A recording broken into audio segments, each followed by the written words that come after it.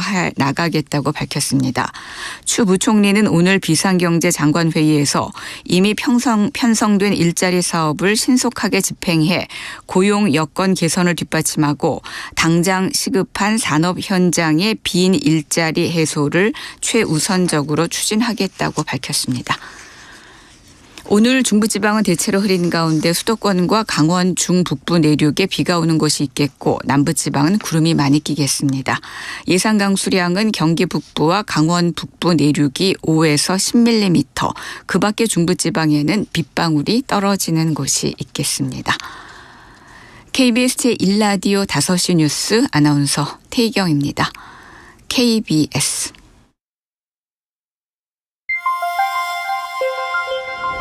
대한민국 중심 채널 KBS 1라디오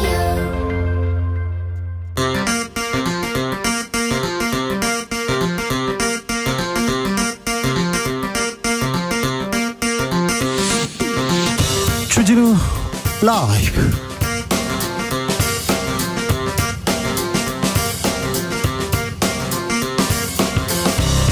(2023년 3월 8일) 수요일입니다. 안녕하십니까, 주진우입니다. 국민의힘 새 지도부를 뽑는 전당대회 마무리됐습니다. 55.1% 역대 최고 득표율 기록하면서 뜨거운 관심 모았는데요. 4시 45분에 대표 그리고 최고위원 발표하기로 했는데 가수 박상민 씨 축하 공연 길어지면서 아직 발표를 못하고 있습니다. 누가 국민의힘을 이끄는 당대표가 될까요? 자, 결과 나오는 대로 저희가 바로 전해드리겠습니다. 그리고 김성태 국민의힘 중앙위원회 상임의장과 함께 국민의힘의 미래, 국민의힘 당대표의 미래에 대해서 분석해봅니다.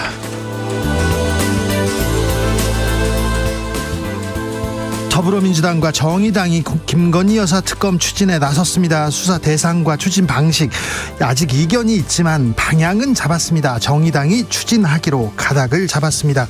왜 정의당은 특검 추진으로 결정했을까요? 그리고 근로시간제도 개편에 대해서는 어떤 생각 갖고 있는지 공동혁신구역에서 들여다봅니다. 국민의힘 전당대회 이어서 여야는 원내대표 경선 준비하고 있습니다. 기다리는 사람들 많습니다. 오늘 민주당 비명계 회동에선 당내 갈등 봉합하고 단합한 모습 보이자 이런 얘기했는데요. 이슈 티키타카에서 각 정당 이모저모 짚어봅니다. 나비처럼 날아 벌처럼 쏜다. 여기는 주진우 라이브입니다.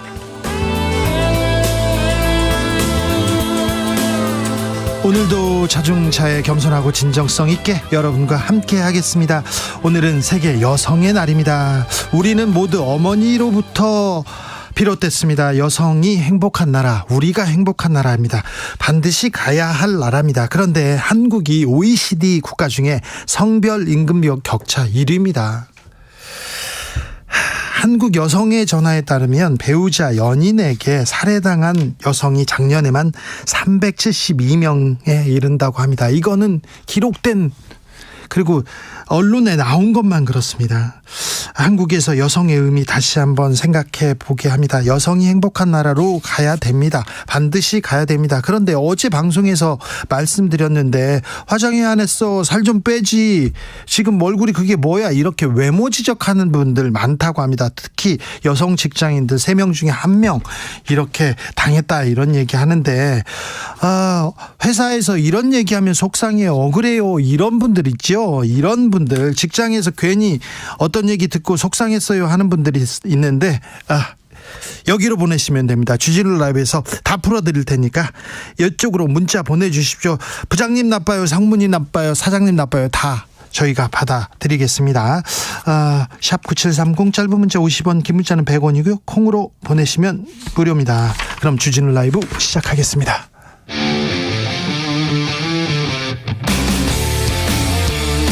탐사보도 외길 인생 20년. 주 기자가 제일 싫어하는 것은?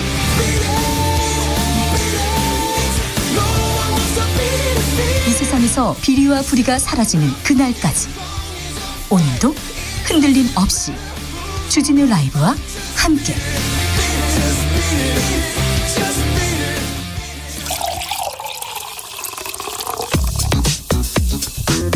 진짜 중요한 뉴스만 쭉 뽑아냈습니다. 주스 정상근 기자 어서 오세요. 안녕하십니까. 국민의힘 전당대회 소식이 진행대로 바로 전해드리겠습니다. 오늘 윤석열 대통령 전당대회 갔더라고요. 그런데 전당대회 윤석열 팬클럽 행사 아닌가 이렇게 방불케 하는 그런 인기 보여줬어요. 윤석열 환호하던데요. 윤석열 대통령이 단상에 올라갈 때 레미제라블의 민중의 노래 있지 않습니까? 여러분은 듣고 있는 건가? 민중의 분노가 다시는 노예가 되지 않겠다. 이 민중의 노래가 이렇게 흘러서 이게 어떤 의미인가 다시 한번 저는 생각해 봤습니다. 윤석열 대통령의 강제동원 해법 후폭풍 거셉니다. 국민의힘 소속 광역단체장들은 일제히 지원 사격 나섰습니다. 네, 오세훈 서울시장은 어제 SNS를 통해 정부의 한일관계 정상화를 위한 노력을 적극 지지한다라면서 국가의 실익을 위해 피해국이 갈등 해결을 주도하는 진정한 극일 선언이라고 평가했습니다. 진정한 극일이라고요? 네, 또한 김영하 충북지사도 윤석열 정부의 해법은 지고도 이기는 것이라면서 일본의 사과와 참여를 요구하고 구걸하지 말라라고 했고요. 기꺼이 친일파가 되련다라고도 말을 했습니다. 친일파가 되겠다고요? 네, 그런 말을 했습니다. 홍준표 대구시장도 선친이 강제동원 피해자라면서 한미일 자유주의 동맹을 공고히 하기 위한 고육지계라고 평가했고요. 박형준 부산시장은 한국에서 가장 무서운 정치적 딱지가 친일임을 고려할 때 주권과 국익 차원에서 내린 용기 있는 결단이라고 주장했습니다. 용기 있는 결단이라고요? 네. 일장기를 다는 그런 목사가 있었습니다. 일장기를 흔들고 얼굴을 공개하기도 했는데 친일파가 기꺼이 되겠다 이런 얘기를 합니다. 비판의 목소리는 계속 나옵니다. 이재명 민주당 대표는 오늘도 최고위원회 모두 발언을 통해 정부의 강제동원 해법은 대일 항복문서라면서 이 친일 매국 정권이라 지적해도 할 말이 없을 것이라고 비판했습니다. 또한 대통령실은 일본이 할 수 있는 한계치였다는 표현을 했는데 일본이 뭘 했느냐라고 목소리를 높이기도 했습니다. 지소미아 관련된 것도 바뀔 것 같아요? 네, 한국 국방부와 외교부가 지난 2019년 이뤄졌던 지소미아 종료 및 종료 효력 정지 통보를 철회하는 절차를 진행할 방침으로 알려졌습니다. 앞서 문재인 정부는 일본이 강제동원 배상 판결에 반발해 2019년 수출 규제를 단행하자 지소미아 종료를 일본 측에 통보한 바 있습니다. 지소미아는 한일 정보 보호 협정으로 지난 2016년 체결된 당시부터 논란이 끊이지 않았었습니다. 네. 이에 대해 일본 정부는 오늘 지소미아는 한일 안보 협력을 강화해 지역의 평화와 안정에 기여한다라면서 한국 측의 검토 상황을 주시하겠다라는 입장을 밝혔습니다. 윤석열 대통령 한일 정상회담 예고됩니다. 그리고 미국에 국빈 방문한다고요? 네, 윤석열 대통령이 다음 달 말 미국을 국빈 방문해서 조 바이든 미국 대통령과 정상회담을 갖습니다. 네. 김기현 의원이 국민의힘 새 당대표로 확정됐습니다. 장해찬 청년 최고위원도 확정됐습니다. 지금 최고위원이 지금 호명되고 있는데요. 김기현 의원이 과반수 이상을 득표해서 당대표로 확정됐다는 뉴스 전합니다. 국빈 방문하고 한미 정상회담, 한일 정상회담 좋습니다만 이 정상회담 때문에 미국 일본의 압박에 미국 일본의 이익에 맞춰서 지금 대통령이 너무 서두른 거 아닌가, 원칙에서 물러나지 않았나 이런 우려 큽니다. 우리 대통령이 우리 국가, 우리 국민, 우리 국익을 위해서 물러서지 말아야 되는데 미국의 국익을 위해서, 일본의 국익을 위해서 지금 이번에 강제징용 해법을 서둘러 내놓은 거 아닌가, 이 부분에 대해서는 잠시 후에 저희가 얘기 나눠봅니다. 경제 상황이 안 좋습니다. 많이 안 좋다고 합니다. KDI에서 조금 부정적인 얘기를 했네요. 네, 국책연구원인 한국개발연구원은 최근 한국의 경제 부진이 지속되고 있다라고 진단했습니다. 네. 3월 경제 동향을 통해서 우리 경제는 수출이 위축된 가운데 내수도 둔화하면서 경기 부진이 지속되는 모습이라고 봤는데요. 네. 지난달 경제 동향 자료에서는 경기 둔화가 심화되고 있다라는 평가를 내렸는데 2달 연속 부진이 이어지고 있다라고 봤습니다. 네. 특히 한국 경제의 주 동력인 수출이 대중국을 중심으로 감소세가 지속되고 있다라고 하는데요. 네. 지난달 일평균 수출 수출이 15.9% 줄었는데 중국에 대한 일평균 수출액은 31.1%나 줄어서 감소폭이 더 컸습니다. 네. 이 품목별로는 반도체의 일평균 수출액이 47.7%나 감소했습니다. KDI 연구 자료만 봐도 우리가 수출이 어렵다. 중국 수출이 어렵다. 우리가 수출을 위해서 국가 경제를 위해서는 중국 수출 좀 살펴야 된다. 이거 보이지 않습니까? 외교 보이지 않습니까? 여기에 좀 주력했으면 합니다. 정부 여당 대표 새로 뽑혔습니다. 김기현 당대표가 52.93%로 당대표 확정됐습니다. 최고위원으로는 김재원, 김병민, 조수진, 태영호. 김재원, 김병민, 조수진, 태영호 의원이 최고위원으로 선출됐습니다. 청년 최고위원은 장해찬 씨가 청년 최고위원이 됐습니다. 그러면 윤핵관이라는 분들이 다 되고 이준석 대표와 가깝다는 분들은 다 탈락하는 그런 상황을 맞았습니다. 이제 다 뜨거운 경쟁, 윤심 경쟁 말고 자, 우리 경제 상황을 위해서, 민생을 위해서, 수출을 위해서 힘써야 될 것 같아요. 당대표는 이렇게 확정됐네요. 네. 전당대회가 끝났습니다. 그렇습니까? 이 자세한 내용은 김성태 의장하고 2부에서 자세하게 좀 얘기 나눠보겠습니다. 결선 투표는 안 간다. 1차에서 김기현으로 대표가 될 것이다. 이렇게 전망하셨는데 92.93%. 그러니까 23만 표 이상 얻은 거죠. 그래서 24만 표 정도 얻은 것 같은데 자세한 내용은 그렇게 하겠습니다. 52.93%입니다. 조합장 선거가 있는데요. 큰 사고가 났습니다. 네, 제3회 전국 동시 조합장 선거일인 오늘 전북 순창군 모 농협에서 조합장 투표를 기다리던 유권자 10수명이 트럭에 치이는 사고가 발생을 했습니다. 1톤 트럭이 조합장 투표를 기다리던 인파를 들이받은 건데요. 네. 이 사고로 3명이 숨진 것으로 전해졌고요. 3명이나요? 네, 중상자가 5명, 경상자가 12명이나 발생을 했습니다. 혹시 선거에 개입하려고 막 그런 사고는 아니었습니까? 그런 사고는 아닌 것으로 보이는데요. 네. 경찰은 현장에서 이 트럭 운전자 74살 A씨를 현행범으로 체포했습니다. 네. 비료를 싣고 나오던 A씨가 운전 미숙으로 사고를 낸 것으로 보고 정확한 경위를 조사하고 있습니다. 중국발 입국자에 대한 모든 방역 조치 해제됐습니다. 네, 정부가 이번 주 토요일부터 중국발 입국자에 한해 실시하던 입국 전 코로나19 검사 의무화 조치를 해제하기로 했습니다. 앞서 정부는 중국 내 코로나19 확산이 이어지자 입국 전 검사, 입국 후 PCR 검사 등 방역 조치를 취해왔는데요. 네. 현재 거의 대부분의 방역 조치는 해제되고 입국 전 검사 절차만 남아있던 상황이었습니다. 그러나 최근 중국의 코로나19 상황이 안정화에 접어들었고요. 또 국내 중국발 입국자에 대한 입국 후 검사 결과 양성률이 지난 1월 1일 해제 직전까지 0.7%로 낮은 편이었습니다. 정부는 지난 3년간의 코로나19 대응 과정을 점검하고 새로운 신종 감염병에 신속히 대응하기 위한 중장기 계획을 수립해서 오는 5월 초쯤 발표할 예정이라고도 밝혔습니다. 월드 베이스볼 클래식이 오늘 개막합니다. 네, 최고의 선수들이 출전하는 전 세계 야구 축제 월드 베이스볼 클래식이 오늘 개막을 합니다. 출전 선수 600명 중 현역 메이저리그만 186명에 이르는데요. 이번 대회는 20개 나라가 4개 조로 나뉘어서 각 조 2위까지 8강에 진출을 하고 준결승과 결승전은 미국에서 치러집니다. 우리나라는 호주와의 첫 경기를 목요일 날 갔죠. 그리고 금요일 날 한일전이 있습니다. 한일전. 이정우 선수는 강백호 선수는 일본 투수의 공을 어느 정도 때려낼 수 있을지 우리가 일본한테는 이겨야죠. 뭐 전력상 그런 거 언제 전력이 우리가 난 적이 있었어요. 그래도 이겨야 됩니다. 네.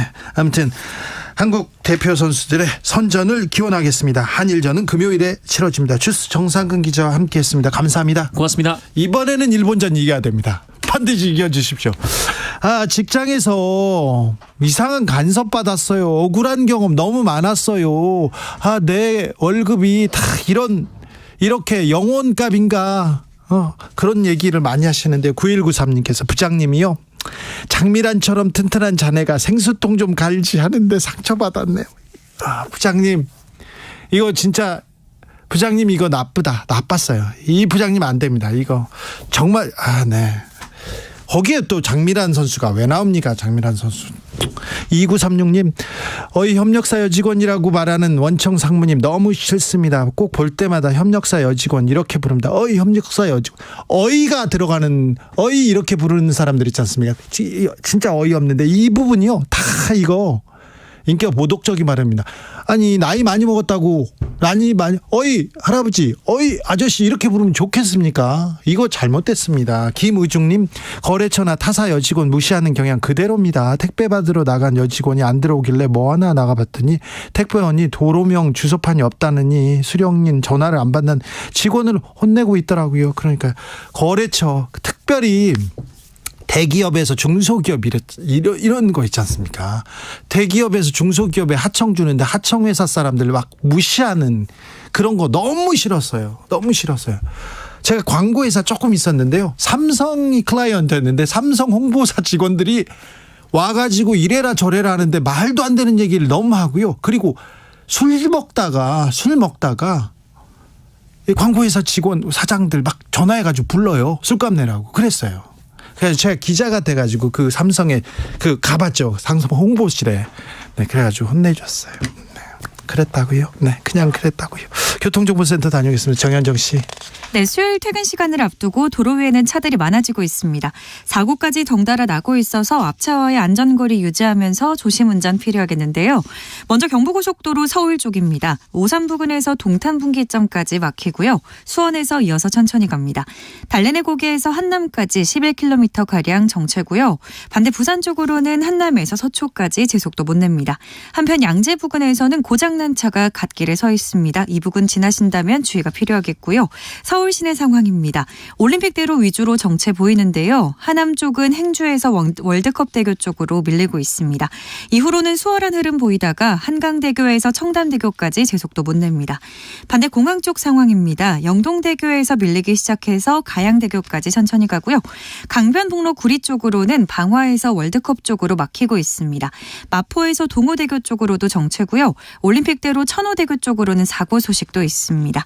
KBS 교통정보센터 에서 정현정입니다.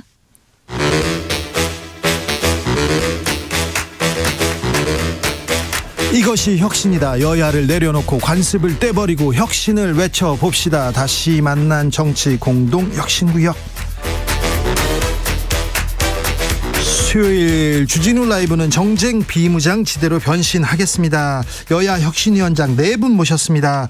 먼저 오늘은 류호정 정의당 원내대변인. 네, 안녕하십니까. 류호정입니다. 용해인 기본소득당 상임대표. 네, 안녕하세요. 용해인입니다. 그리고 신인규 전 국민의힘 상근부대변인. 네, 국바사의 신인규입니다. 장경태 더불어민주당 최고위원. 네, 안녕하세요. 장경태입니다. 네, 오늘은 또 여성 버스트. 네, 저희는 여성 먼저 부르기로 했어요. 오늘부터가 아니라 이제 계속 여성의 날과 상관없이. 자, 국민의힘 전당대회 어떻게 보셨습니까? 어떻게 보셨어요? 먼저 신인규. 예, 저 국바사의 신인규입니다.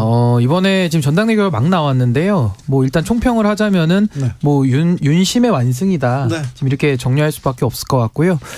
아무래도 이제 당이 이제 앞으로 어떻게 나아갈 것이냐에 대해서 이제 네. 국민 여러분들께서 많이 지켜보실 텐데 좀 우려가 많이 좀 되기는 합니다. 아니 그런데 이제는 좀 국가 경제 민생 좀 국민의 자존심, 일본의 이익이 아니라 우리나라의 이익을 위해서 좀 뛰는 모습을 좀 보여주세요. 그런데 국민의힘 대표 뽑는 자리에 슬램덩크는 왜 부르는 건가요?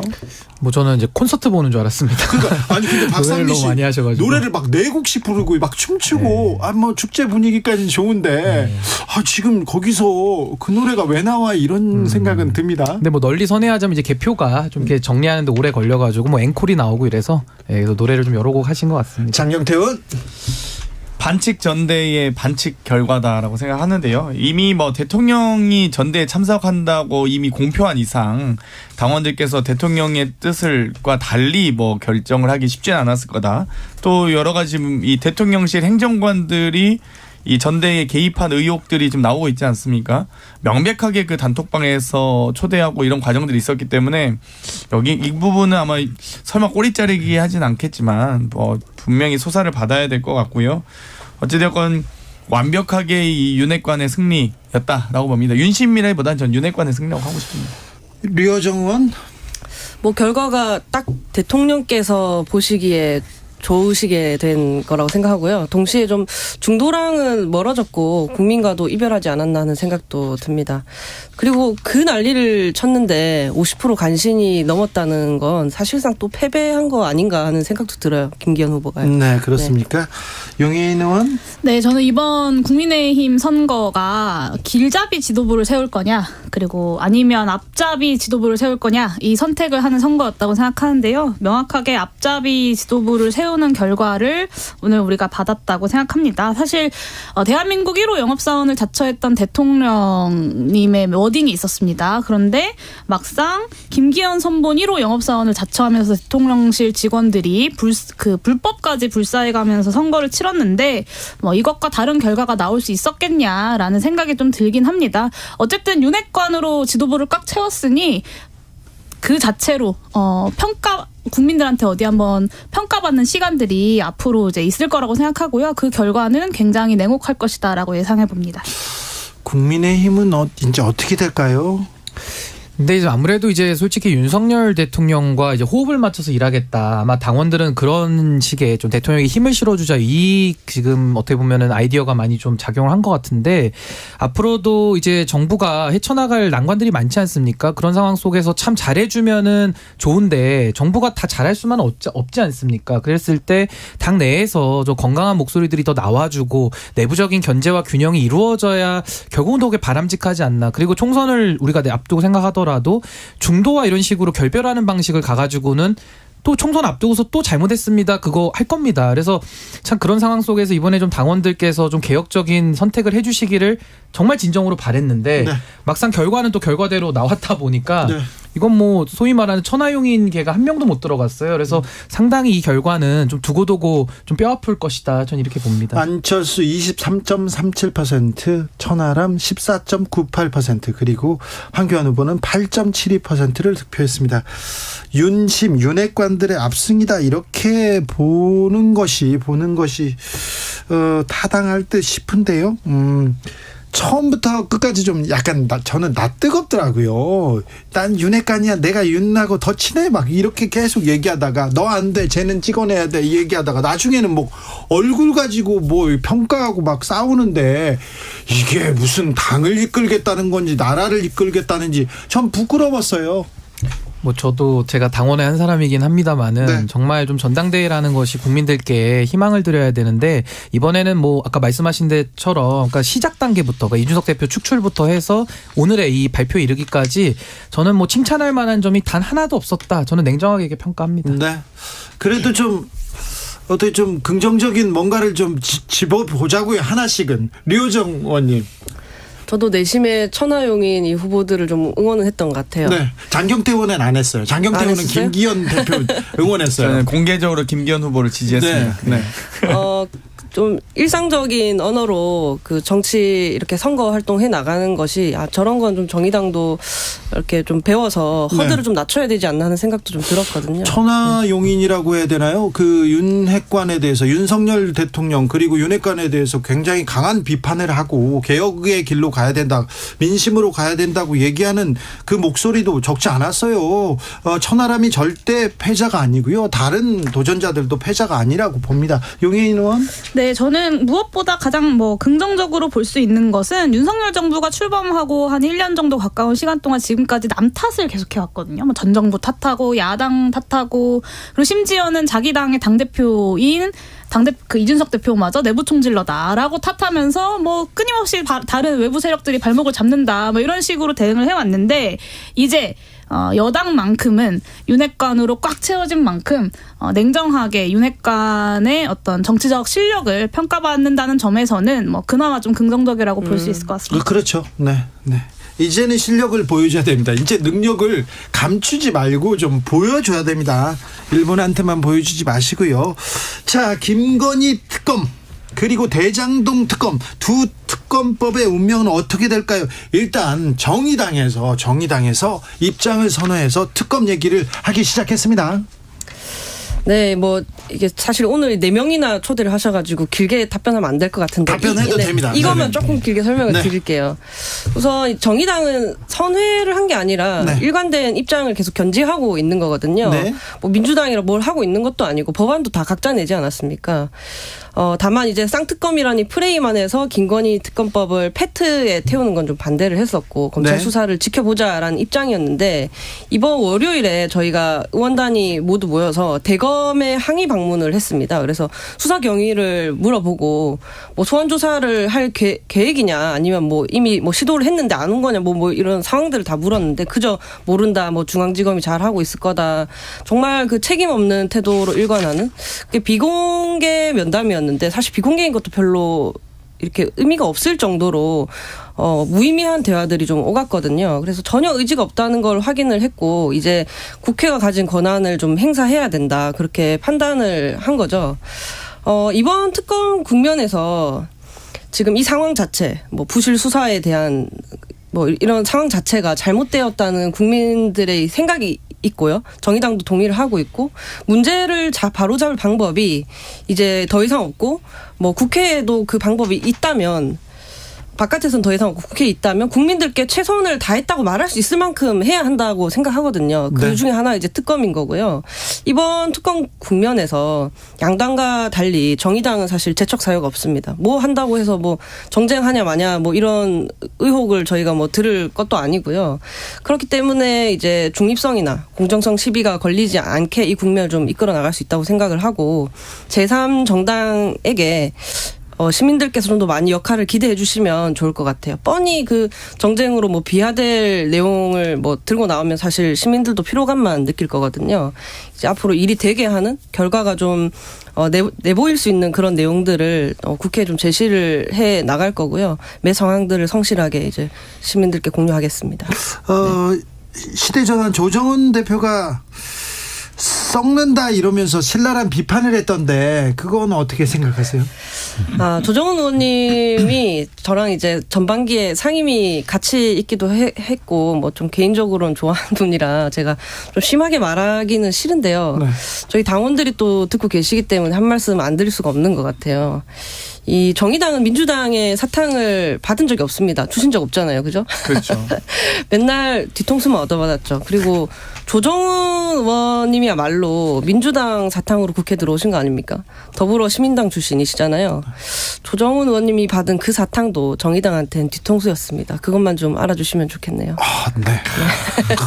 이효정이었습니다. 상당히 아프게 네. 들리네요. 근데 어찌됐건 이제 저는 정의당과 뭐 이 논의 과정에서 정의당의 입장이 달라진 적은 없다고 생각해요. 그러니까 기본적으로 국민들께서 50억 클럽이 왜 무죄인지 설명을 듣고 싶거든요. 도이치모터스 주가 조작에 왜 무혐의인지 실수로 막 이익이 수십억 나는 것에 대해서 당연히 의구심을 가질 수밖에 없죠.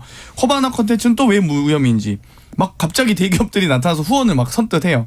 이런 거 당연히 좀 조사할 필요가 있죠. 그러니까 저는 뭐 김건희 특검이 중요하다, 뭐 이렇게 대장동 특검이다 이렇게 워딩 장사를 하지 말고 50억 클럽 특검, 도이치모터스 특검 뭐 이런 식으로 딱 그냥 명확하게 범죄 행위와 대상에 대해서 특정해도 된다고 생각합니다. 그래서 뭐 민주당의 안이 꼭 옳다 저도 주장할 생각 없고요. 충분히 협의 과정에서 보다 더 이 좀 수용 가능한 안으로 또 제대로 수사하는 게 제일 중요하다고 보거든요. 국민들이 왜 이게 무죄고 무혐의인지 궁금해하시기 때문에 그 진실을 밝히는 특검이 됐으면 좋겠습니다.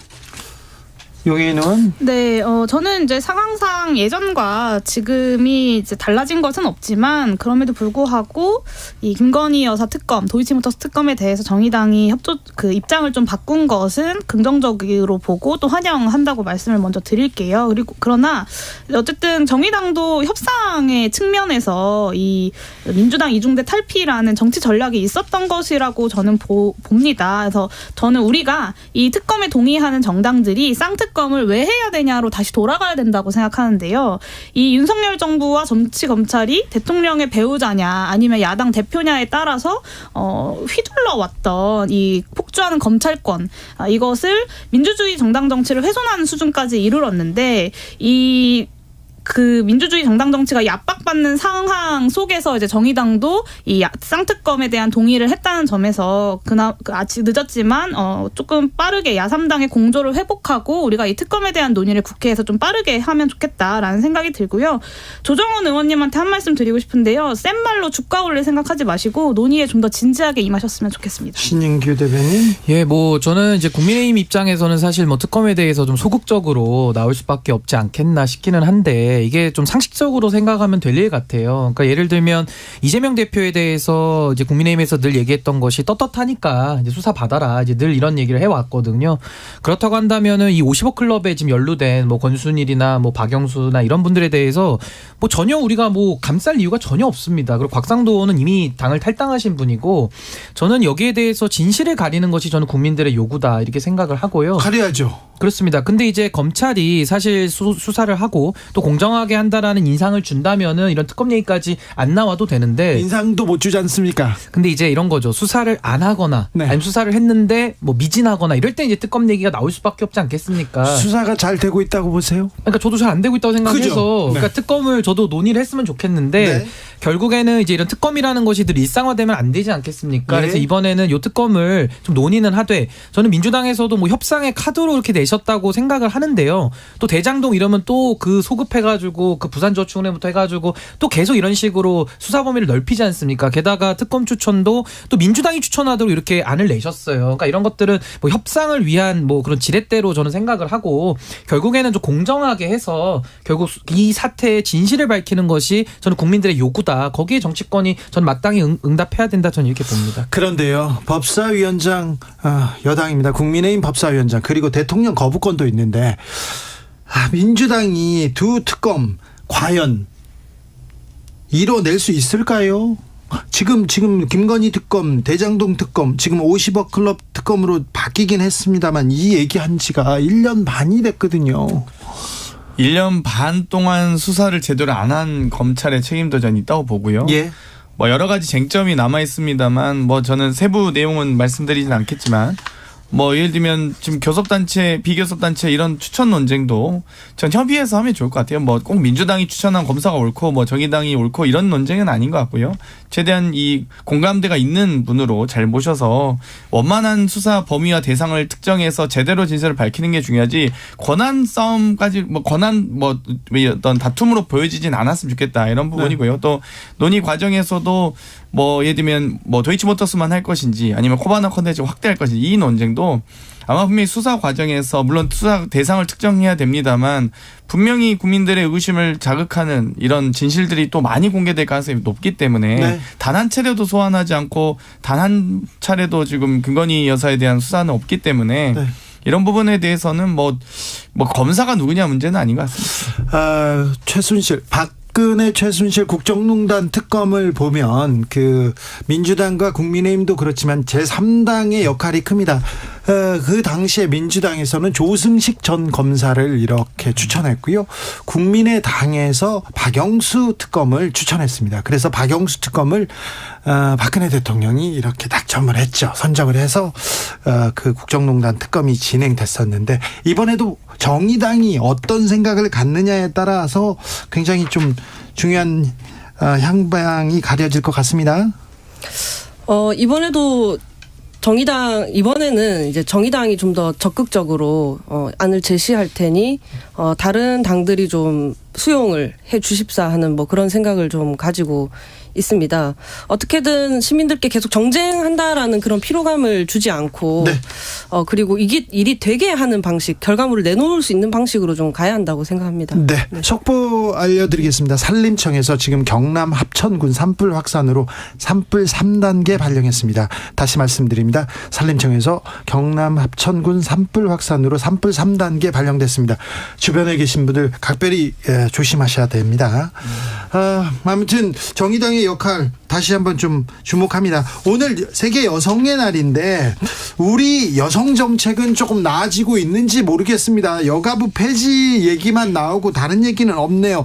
그렇죠. 김기현 대표께서 여성 민방위 훈련도 얘기를 했었는데 자, 여성의 날 좀 되돌아봐야 됩니다. OECD 국가 중에 우리나라가 남녀 성별 임금 격차가 제일 높답니다. 제일 크답니다. 이거 좀 고쳐야죠. 자, 국민의힘 어떻게 고치려고 합니까? 예, 근데 저는 사실 여성의 인권을 이제 더 신상하자는 거에 대해서는 전 이견이 없다고 봅니다. 당연히 뭐 국민의힘도 유권자의 반이 남자고 반이 여성 아니겠습니까? 그러니까 그거에 대한 오해는 없었으면 좋겠고, 다만 이제 여성가족부에 대해서는 그런 여성가족부라는 특임 부처를 계속 놔둬가지고 오히려 여성이라는 그 존재를 오히려 여가부가 더 이렇게 소위 말하는 가두고 있다라는 그런 인상도 있는 거거든요. 그러니까 예를 들면 여성가족부의 그런 기능적 해체를 통해 가지고 전 부처에서 더 여성 정책을 더 잘할 수도 있다, 이런 방안들을 내는 거기 때문에 이것은 어떠한 무슨 정치적인 논쟁으로만 생각할 것이 아니라. 아니, 신인규 대변인, 담당자를 없애면 다른 사람들이 골고루 그걸 또 일을 잘 볼까요? 아니 근데 여가부가요, 뭐 오늘 여가부 토론한 날은 아니지만은 여가부의 존치로 인해 가지고 여성 인권이 후퇴했다라는 얘기도 많아요. 그러니까 이거에 대해서는 어떠한 그 하나의 면만 보고서 판단할 건 아닌 것 같고, 예. 어쨌든 오늘 여성의 날이니까 저도 이 나라의 여성들이 다 행복했으면 좋겠습니다. 네, 일단 부처 존속의 문제 이전에요. 윤석열 정부가 갖고 있는 가장 큰 문제점이 있습니다. 그게 뭐냐면 구조적 성차별이 없다. 이 전제 하에서 여성가족부 폐지를 주장하고 있기 때문에 저는 문제가 되는 거라고 생각합니다. 그러니까 실제로 우리 사회에 여성에 대한 성차별이 존재하고 이를 해소하기 위한 더 많은 방안들을 찾기 위해서, 그리고 더 많은 예산과 권한을 주기 위해서 부처의 조직을 어떻게 개편한다라고 이야기하는 것과 대한민국의 구조적 성차별은 없다, 그러니 여성가족부는 남성에 대한 역차별이고 폐지되어야 한다라고 이야기하는 건 같은 결론이지만 너무 다른 결과를 만드는 것이고, 이렇기 때문에 실제로 성차별을 일상에서 경험하고 생애 주기별로 다양한 차별을 경험하는 수많은 여성들이 이 문제에 있어서만큼은 국민의힘을 지지하지 않고 여성가족 윤석열 정부를 지지하지 않는 거라고 저는 생각합니다. 그런데 이 부처의 장악을 맡고 있는 김현숙 장관은 사실 여성가족부 폐지를 자신의 어떤 소명으로 갖고 있는 장관이에요. 저는 자신의 부처의 장으로 있으면서 이 부처를 없애겠다라고 이야기하는 장관 밑에서 과연 여성가족부의 업무가 지금까지도 부족했는데 앞으로는 잘 될 수 있을까, 정말 큰 우려가 되고요. 저는 여성가족부 장관이 책임지고 그 자리에서 물러나야 된다. 사실상 여가부 폐지가 물 건너갔기 때문에요. 저도 하나만 여쭤볼게요. 구조적 성차별에 대해서 이제 있냐 없냐, 이게 가장 핵심인데, 지금 뭐 고시도 보면 행시 같은 거 있지 않습니까? 여성들이 더 많이 붙고 그래요. 그러니까 학교 다니고 우리가 생활을 해오면서 그러니까 예를 들면 과거에, 그러니까 저희 어머님 세대들이나 이때 구조적 성평 당연히 있었죠. 그때는 여성들에 대해서 학교도 안 보내고 하지 않았습니까? 근데 지금은 시대가 변화되면서 변화된 것도 우리 인정을 해야 되는 거예요. 근데 거기에 대해서 아직도 여전히 구조적 성차별이 있다를 가지고서 얘기를 하다 보니까 이게 늘 벽에 부딪히는 겁니다. 류정은? 네, 제가 그러면 이제 용혜인 의원님 말에 받아서 또 설명을 드리겠습니다. 아까 그 성별 임금 격차 이야기 했잖아요. 이런 게 구조적 성차별이라고 하는 거예요. 그렇죠. 성별 임금 격차는 여성의 낮은 고용률, 뭐 고용 단절, 비정규직화, 저임금, 뭐 유리천장 이런 게 다 중첩돼서 이루어진 결과거든요. 이번에 또 조사가 있더라고요. 전국 23만 가구를 대상으로 이제 통계청에서 나온 그 자료를 분석한 보고서인데, 비정규직 비율을 보면요, 남성 노동자 가운데 비정규직 비율은 30% 정도. 근데 여성은 42.9% 더 높죠. 주당 35시간 미만 근무하는 단시간 노동자 역시 남성이 11%, 여성은 27.8%. 뭐 이런 거거든요. 그리고 그 결과 월 평균 임금이 남성의 64.9%에 불과하다. 이런 걸 두고 구조적 성차별이라고 하는 거예요. 이건 존재하는 겁니다. 옛날보다 나아졌죠. 하지만 여전히 존재한다. 인 것이죠. 저도 오늘 같은 날 신익 변호사님 비판하고 싶진 않은데 구조적 성차별은 있죠. 그러니까 예를 들면 마치 노동부 장관이 있기 때문에 노동 여건이 나아지지 않는다, 복지부 장관 때문에 복지 여건이 나아지지 않는다, 이런 논쟁보다는 여가부 장관이 있어서 여성 인권에 좀 도움은 되죠. 어찌되었건 동일노동 동일임금 원칙도 안 지켜지고 있고, 남성에 비해 65%밖에 임금이 안 된다든지, 여성 임원과 관리자 비율도 4배 차이 납니다. 정부의 모든 기관 공무원도 입사할 땐 비슷하지만 20%밖에 안 되거든요. 4배 차이는 좀 큰 차이라고 보고요. 어찌됐건 늘려가야 된다, 이렇게 생각합니다. 늘려가야죠. 앞서 말씀드린 대로 산림청이 경남 합천군 산불 확산으로 산불 대응 3단계 발령했습니다. 현재 산불 상황은 어떤지 잠시 KBS 뉴스 특보 전해드리겠습니다. 하고 강원 동해안에서 대형 산불이 많이 났습니다. 2005년 강원도 양양 산불, 천년 고찰인 낙산사가 잿더미로 변했습니다. 초속 32m나 되는 태풍급 바람을 타고 불이 번졌고 276억 원의 피해가 났습니다. 2019년 강원도 고성, 속초 등 동해안을 덮쳤던 산불도 초속 35m 강풍 탓에 삽시간에 해안가로 확대됐습니다. 거리가 좀 떨어져 있다고 안심해선 안 됩니다. 불티가 강풍을 타고 멀리 날아가는 비화 현상 때문인데요. 우리나라에서 관찰된 최대 비화 거리는 무려 2km나 됩니다. 불길이 도로를 건너다니며 빠르게 마을을 덮칠 수 있으니 지대가 낮은 곳으로 서둘러 대피해야 합니다. 대피할 땐 반드시 바람을 등지고 움직여야 합니다. KBS 뉴스 김성환입니다. 오늘 오후 2시쯤 경남 합천군 용주면에서 산불이나 불길이 번지고 있습니다. 조금 전 산불 3단계가 발령된 가운데 현장에는 순간 최대 초속 12m의 강한 바람이 불고 있어 진화에 어려움을 겪고 있습니다. 취재기자 다시 연결해 자세한 소식 들어보겠습니다. 김효경 기자 상황 전해주시죠. 오늘 오후 2시쯤 경남 합천군 용주면 월평리의 한 야산에서 불이 났습니다. 불이 빠르게 확산되자 산림청은 오후 2시 반을 기준으로 산불 2단계를 발령했고 조금 전 5시 반에 3단계로 다시 격상했습니다. 또 소방대응 1단계도 발령된 상태입니다. 현재 헬기 30세대와 소방대원 공무원 등 400여 명이 동원돼 진화 작업을 하고 있습니다. 불이 난 합천군은 지난달 말부터 열흘 넘게 건조주의보가 발령된 상태입니다. 특히 현장에는 순간 최대 초속 12m의 강한 바람이 불어 진화에 어려움을 겪고 있습니다. 산림청은 현재까지 산불 영향구역은 84헥타르, 잔여 화선은 4.1km 정도로 추정된다고 밝혔습니다. 불이 난 지점은 마을로부터 250m 정도 떨어져 있습니다. 불이 나자 합천군은 마을 주민 120여 명에게 대피 명령을 내렸는데요. 용주면 세터마을 60명은 월평 2구 마을회관으로 대피 중이고 합천읍 장계마을 주민 20명은 장계보건진료소로, 관자마을 35명과 안개마을 10명은 각각 관자마을 회관과 안개마을 회관으로 대피하고 있습니다. 또 산불 확산에 따라 인근 송전탑도 자동으로 전력이 차단된 상태입니다. 산림당국은 민가로 불이 확산하는 것을 막기 위해 방어선을 구축하는 한편 해가 지기 전에 주부를 잡는 데 총력을 기울이고 있습니다. 지금까지 창원 보도국에서 KBS 뉴스 김효경입니다. 네, 보신 것처럼 경남 합천 산불은 현재 강풍을 타고 계속 확산하고 있습니다. 다시 한번 KBS 재난미디어센터 연결해서 현재 산불 진화 상황과 위험 지역 분석해 보겠습니다. 네, 김진호 기자. 현재 헬기와 인력 모두 이 산불 대응 단계가 격상되면서 더 투입이 됐을 텐데 진화는 얼마나 진행이 됐습니까? 먼저 KBS 재난감시 CCTV를 통해 현장 상황부터 짚어보겠습니다. 경남 합천 신소양교 인근입니다. 산불 현장과는 거리가 있습니다만 보시는 것처럼 헬기가 인근 담수지에서 물을 나르면서 진화 작업을 벌이는 모습을 확인할 수 있습니다. 계속해서 총력 진화 작업이 이어질 것으로 보입니다. 이어서 산림청이 KBS에 실시간으로 제공하고 있는 산불 상황도를 보면서 설명을 해드리겠습니다. 지금 지도에서 보고 계시는 곳이 경남 합천인데요. 합천 군청이 이곳에 있고요. 화재 현장은 군청에서 약 4.5km 정도 떨어진 곳입니다. 그럼 불이 난 곳으로 가보겠습니다. 빨간색으로 표시된 곳이 불의 띠, 즉 화선이라고 부르는 곳인데 현재 산불이 어디까지 퍼져 있는지 확인할 수 있습니다. 이곳에 나타나지는 않습니다만 노란 선은 불이 꺼진 곳으로 나타나야 하는데 아직까지 나타나지 않고 있습니다. 현재 진화율 10% 정도라는 게 산림당국의 설명이었고요. 오후 2시쯤에 지금 이 산불이 시작이 됐으니까 현재 3시간 반 정도가 지났습니다. 보시는 것처럼 진화가 안 된 빨간색 구역이 훨씬 많습니다. 이 일대에는 현재 건조주의보가 내려져 있는 데다 바람도 상당히 강해서 진화에 어려움을 겪고 있습니다. 네, 불이 난 곳의 지형은 어떤 곳입니까? 불이 난 산의 나무 분포, 그러니까 수종이 이번 산불의 단계를 급속하게 올린 배경 중 하나로 보입니다.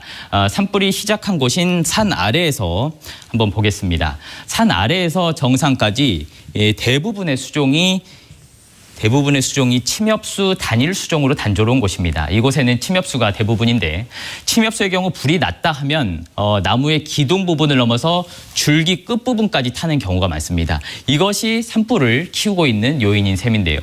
계속해서 산의 높이도 보겠습니다. 이곳 발화지점은 해발 200m 정도의 야산인데요. 바람이 보시는 것처럼 북쪽으로 불고 있다고 말씀을 드렸습니다. 산 정상 쪽으로 빠르게 번지고 있는 모양새입니다. 불이 번진 산의 정상의 고도 400m 정도로 확인이 됩니다. 이 때문에 주민 125명이 대피 중입니다. 지금까지 현재 경남 합천 산불 상황 뉴스 특보 전해드렸습니다. 주 52시간 근무제였어요. 그런데 주 69시간까지 일할 수 있도록 하겠다. 정부가 개편안을 발표했습니다. 어떻게 들으셨습니까? 정의당은? 이게 주 69시간이 아니에요. 주 80.5시간입니다. 주 7일 기준으로 하면. 네. 그래서 지금 이 크런치 모드 부활법 내지 과로사 조장법이거든요. 즉각 철회해야 되는 거고요. 뭐 이게 거의 사용자 편의에 맞춰놓고 노동자 선택권을 확대했다는 말을 하시는데 이거는 거짓말입니다. 노동조합 조직률이 우리가 14.2%밖에 안 되는 이 현실에서 어떤 노동자가 노동시간을 이렇게 선택할 수 있겠어요? 이건 거의 망상이라고 보고요. 저희가 뭐 국회에 인구특위가 생겼고 인구위기다 해가지고 인구특위가 생겨있는데 출생률도 지금 0.7명대까지 떨어졌지 않습니까? 네. 이래가지고는 택도 없이 해결 못하죠. 이런 것들.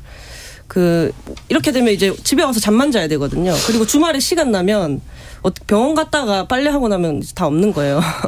국민의힘은 저 노동자들이 젊은 또 근로자들이 열심히 일하는데 그래서 주말에 하루는 거의 기절하듯 쉬어야 되는데 그런 현실을 좀 고려하고는 있는 거죠.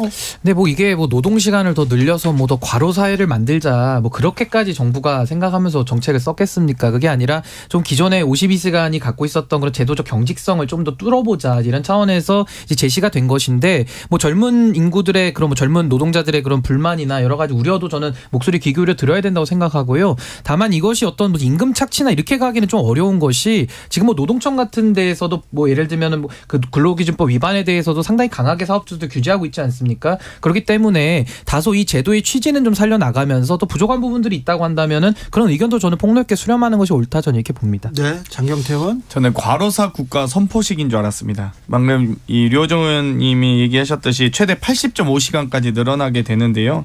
이 기준 69시간으로만 계산해도 오전 9시부터 새벽 1시까지 근무하고 2시에 취침하고 나서 7시에 기상해야 되는 이 생활을 계속 반복해야 되는 시간표거든요. 온라인에서도 이미 떠돌아다니고 있습니다만 주 69시간도 이 정도인데 주 68시간이던 2016년에는 연 354명 매일 1명꼴로 과로사가 발생했습니다. 그렇기 때문에 도저히 저는 69시간도 감당할 수 없는 시간이다. 오히려 더 지금 현재 이 과로사 인정 시간이 주 64시간인데 60시간 이내로 하는 것이 권고거든요. 그렇기 때문에 부디 52시간을 못 지키시더라도 생명의 위협이 되지 않는 수준에서는 노동시간을 좀 책정했으면 좋겠다. 아무리 양보해서 제가 지금 50보 100보 양보해서 말씀드리는데 60시간은 안 넘기셨으면 좋겠습니다. 장경태 의원은 대통령부터 출근 시간 지키고 대통령실부터 새벽 1시까지 근무하라고 네. 그렇게 얘기하셨더라고요. 용인 의원. 네, 이제 대통령께서 선거 시절에 120시간 이야기 하시지 않았습니까? 했죠. 네, 이게 아마 뭐 본인의 입장에서는 국민들을 좀 봐준 건지는 잘 모르겠지만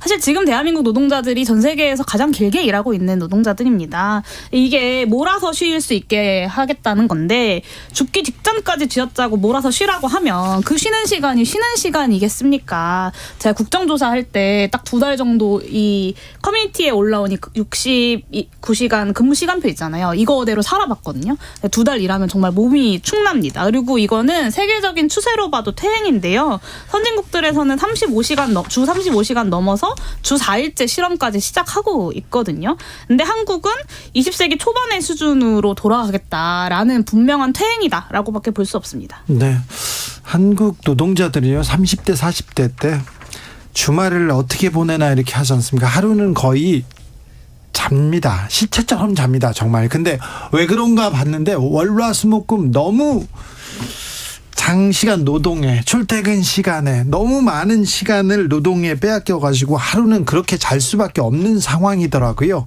이제 50살 60살 되면 그때는 조금 잠을 안 자더라고요. 왜 그런지 아세요? 잠이 없어져서 그래요.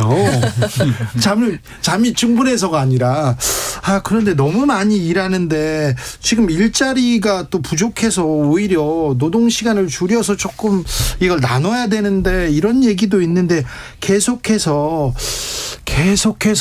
지금 근로시간은 늘어날 기미를 보입니다. 이거 사장님들 일 시킬 권리만 이렇게 너무 강조하는 거 아닙니까? 윤석열 정부? 그러니까 이제 아무래도 이게 현실에서 제도적으로 운영되다 보면은 이제 그런 부작용들이 좀 나올 수는 있는데요. 일단은 지금 고용노동부에서 발표한 이 제도의 취지 자체는 그동안에 52시간이 갖고 있었던 그런 경직성을 좀 깨고 조금 더 일이 좀 할 수 있을 때 좀 몰아서 하면서 또 쉴 수 있을 땐 좀 쉬자. 근데 이제 거기에 대해서는 막상 현실적으로 지금 주어진 휴가 쓰는 것도 쉽지 않은데 이런 식으로 탄력적으로 했을 때 그게 가능하겠느냐 뭐 이런 것들 지금 문제 제기도 있는 거거든요. 근데 저는 글쎄요 이거에 대해서 지금 정부가 지금 추진하고 있는 노동의 유연성이라든지 여러 가지 제도적 목표를 달성하는 하나의 이제 방법들로서 제시를 하는 거기 때문에 조금 더 그런 문제점들에 대해서는 더 보완을 해가면서 저는 이것이 뭐 강제징용 하듯이 확 밀어붙이면 안 된다. 저는 그렇게 봅니다. 그럴까 봐요. 지금 그럴까 봐요. 미리 말씀드렸습니다. 노동개혁이라고는 하는데 윤석열 정부의 노동개혁이 지금 노조와 강력하게 이렇게 부딪히는 게 아니죠. 노조를 거의 이렇게 공격하는 거. 그다음에 노동개혁 각 세우는 거. 이게 해결 방안은 아닐 텐데요. 류정원. 지금 윤석열 정부 같은 경우 노조를 좀 주적이라고 생각하는 것 같아요. 기승전 노조가 문제라는 인식이 좀 지배적인 것 같고요. 아까 말씀하셨지만 후보자 시절에 주 120시간 노동 발언을 시작으로 해서 중대재해기업처벌법 규제 완화라든지 미래노동시장 연구의 그 권고안 바탕으로 나온 계약안들 보면 사용자 단체의 오래된 수건 사항들을 좀 처리해주는 민원 부서장이 된 거 아닌가 하는 생각이 들거든요. 이렇게 하면은 노동자가 2천만 명이 넘는데 이분들을 모두 적으로 돌리고 탄압 모드로 일관하는 게 바람직한가? 절대 그렇지 않고요. 국민들이 불행해집니다. 너무 많이 일을 하고 너무 많이 다치고 하면요. 용해인 의원. 네, 저는 노조 때리기로 흥한 정부, 노조 때리기로 망한다는 말씀을 꼭 드리고 싶습니다. 노동개혁을 외치면서 또 노동계를 어떻게든 각을 세우고 싸워보려고 하는 정부의 태도가 계속되고 있는데요. 저는 노동자를 탄압해서 끝이 좋았던 정부가 단 하나도 없었다는 점을 윤석열 대통령께 정말 진심으로 호소드리고 싶고요. 노동자 국민이랑 싸우는 게 아니라 국민 통합을 해내는 것이 대통령의 역할이다라는 점을 오늘 이 자리에서 속한 정당을 떠나서 정말 대통령께 호소드리고 싶습니다. 신인규, 장경태 두 분은 인사하세요. 그냥 시간 다 됐어요. 다 됐습니까? 네. 네. 대한민국 노동자 화이팅입니다. 힘내십시오. 류정원, 용해인 의원 감사합니다. 네. 감사합니다.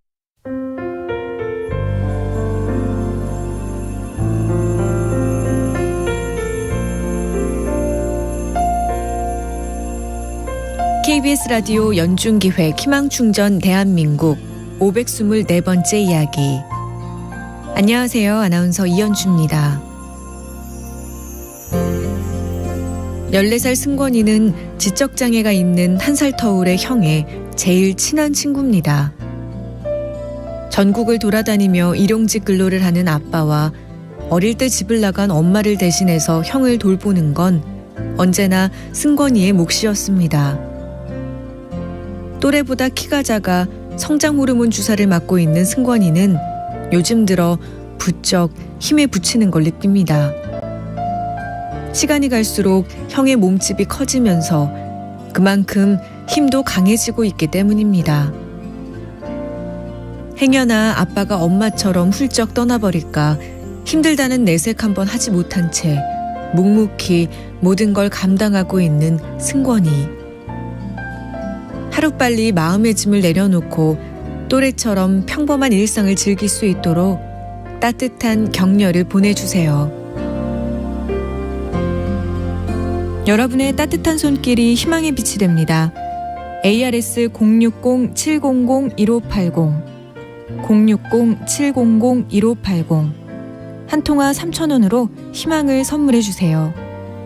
KBS 라디오 연중기획 희망충전 대한민국은 초록우산 어린이재단, 인탑스 주식회사, 그리고 청취자 여러분과 함께합니다.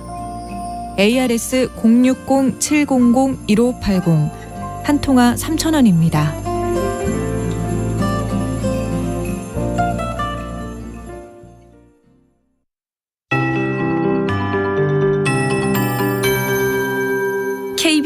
58분 날씨.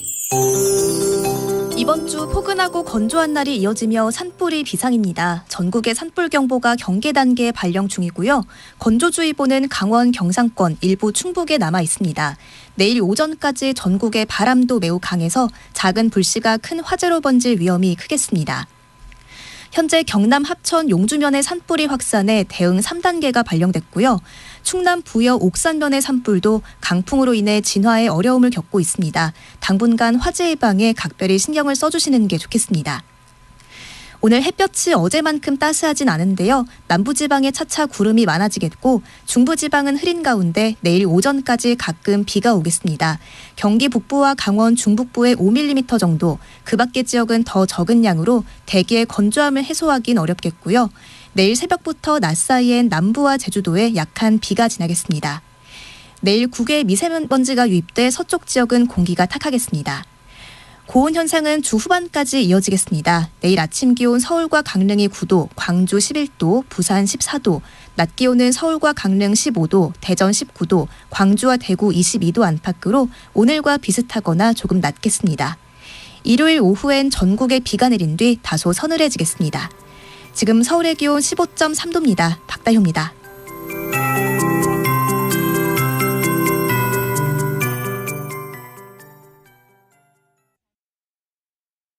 정성을 다하는 국민의 방송 KBS가 6시를 알려드립니다.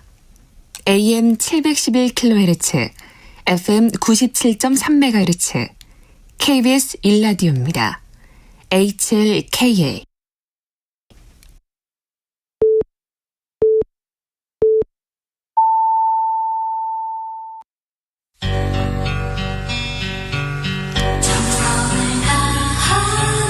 정성을 다하는 국민의 방송 KBS 주진우 라이브. 그냥 그렇다고요. 이 시각 라디오 정보센터 뉴스입니다. 국민의힘 새 당대표에 김기현 의원이 선출됐습니다. 김기현 의원은 선거인단 모바일 투표와 ARS 투표를 합산한 결과에서 모두 24만 4,163표, 52.93%의 득표율로 과반을 넘기며 10만 7,803표를 얻은 안철수 후보를 제쳤습니다. 더불어민주당은 정부가 마련한 제3자 변제 방식의 강제징용 배상 해법에 대해 사실상 대일 항복 문서라고 비판하면서 대일 굴욕 외교 대책위원회를 구성하기로 했습니다. 국민의힘은 민주당의 반발에 대해 반일 감정의 기대에 선동하는 삼류 정치에서 벗어나라고 주장했습니다. 일본에게 반성이나 사죄 요구를 그만하자는 SNS 글로 논란이 된 석동현 민주평화통일자문회의 사무처장이 자신의 글은 피해 당사자가 아닌 반일 감정 악용 세력을 향해 쓴 것이라고 해명했습니다. 국회 외교통일위원회 소속 야당 의원들은 석동현 사무처장의 즉각 파면을 촉구했습니다. 역술인 천공의 대통령 관저 이전 개입 의혹을 수사 중인 경찰이 한남동 공관 CCTV 보관 하드디스크를 확보해 영상을 분석하고 있다고 밝혔습니다. 또 천공을 참고인으로 불러 조사하기 위해 계속 연락을 하고 있지만 아직 조사 일정이 정해지지 않았다고 밝혔습니다. 오늘 오후 2시쯤 경남 합천군 용주면에서 산불이 나 불길이 확산하고 있습니다. 산불 대응 3단계가 발령된 가운데 산불재난 국가위기경보는 심각 단계로 높아졌습니다. 지금까지 라디오 정보센터 조진주였습니다.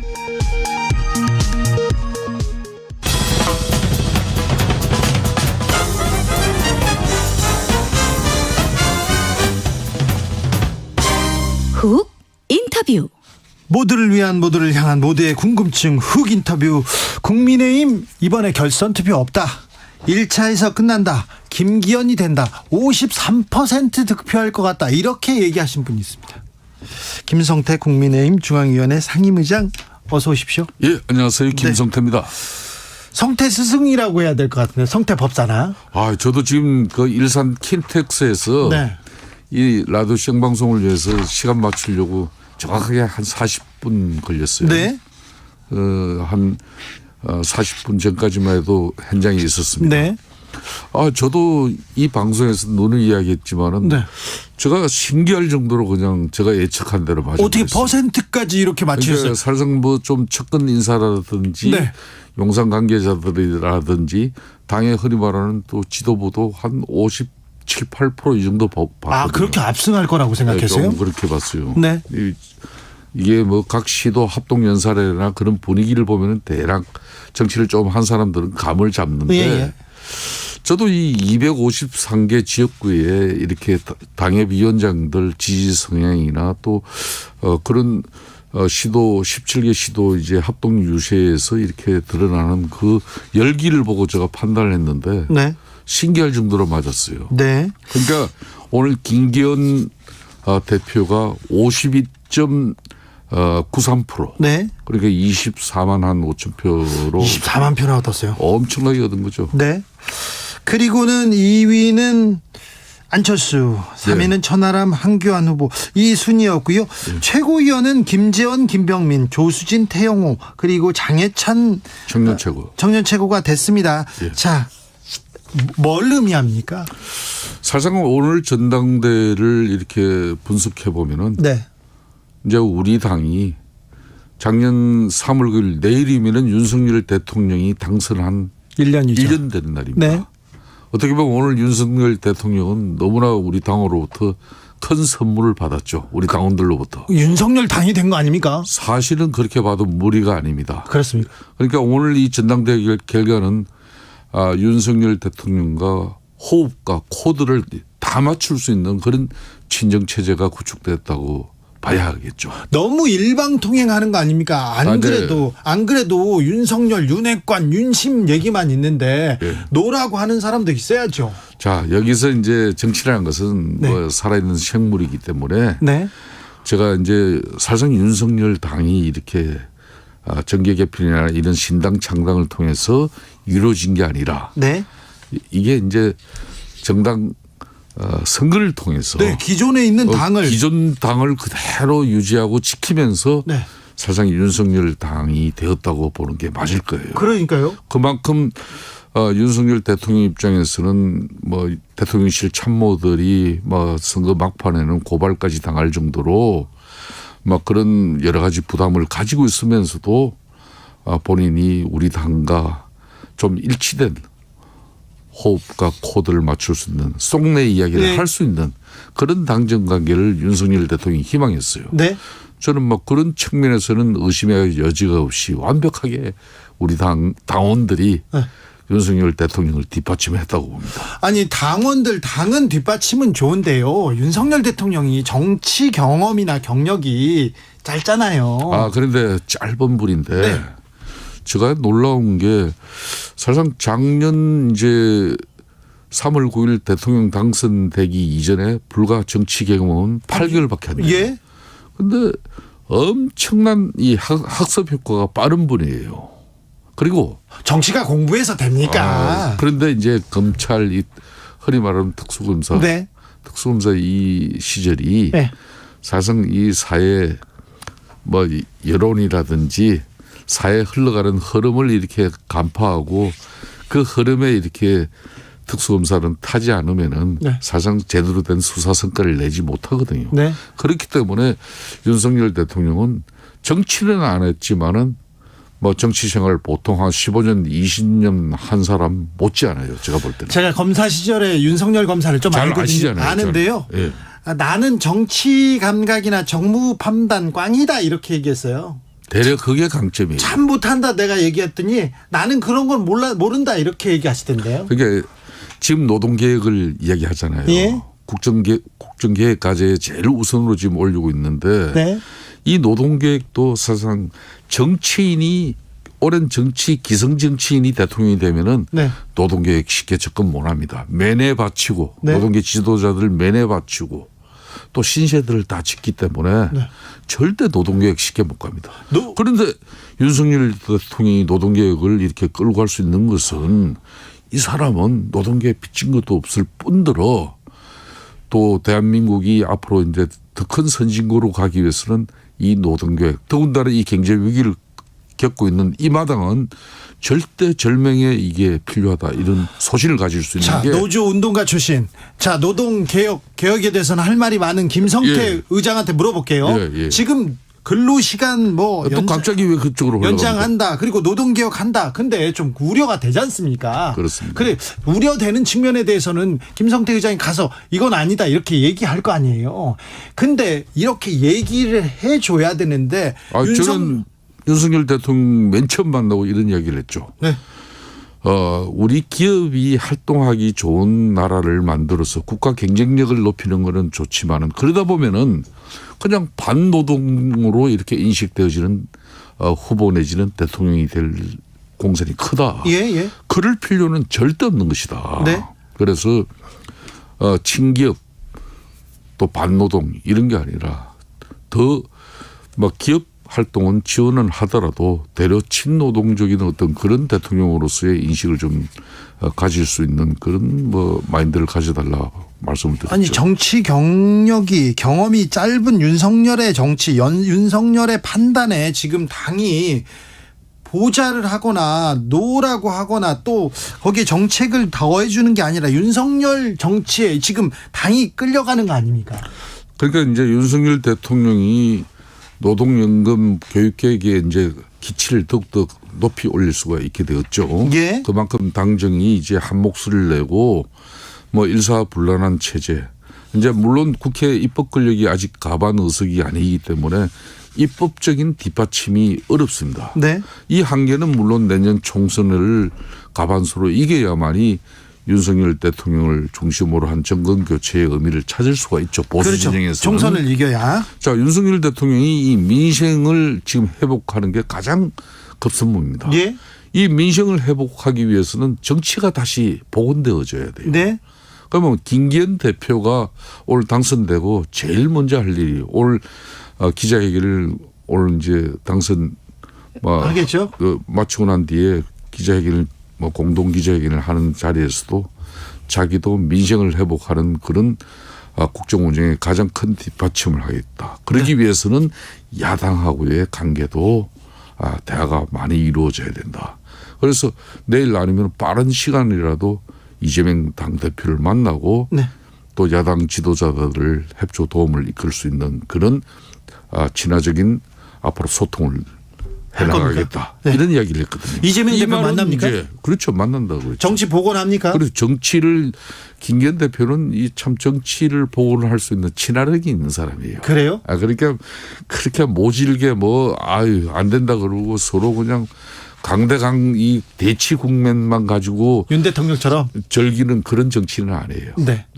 때로는 강대강으로 부딪히지만은 이분은 그 소통하에서 대화하고 또 타협하고 포용하는 그런 정치를 좋아하는 사람이에요. 알겠습니다. 총선 이겨야 한다. 어떠한 것도 감수할 각오와 태세가 되어 있다. 김기현 대표는 이렇게 말했습니다. 예. 그런데 막판에 안철수 후보하고 한교안 후보가 대통령실 강승규 수석 고발하고 막 그랬잖아요. 이거는 그게 어제 이제 공동 기자회견 하면서 참 두 사람이 손잡고 한 그 모양새는 우리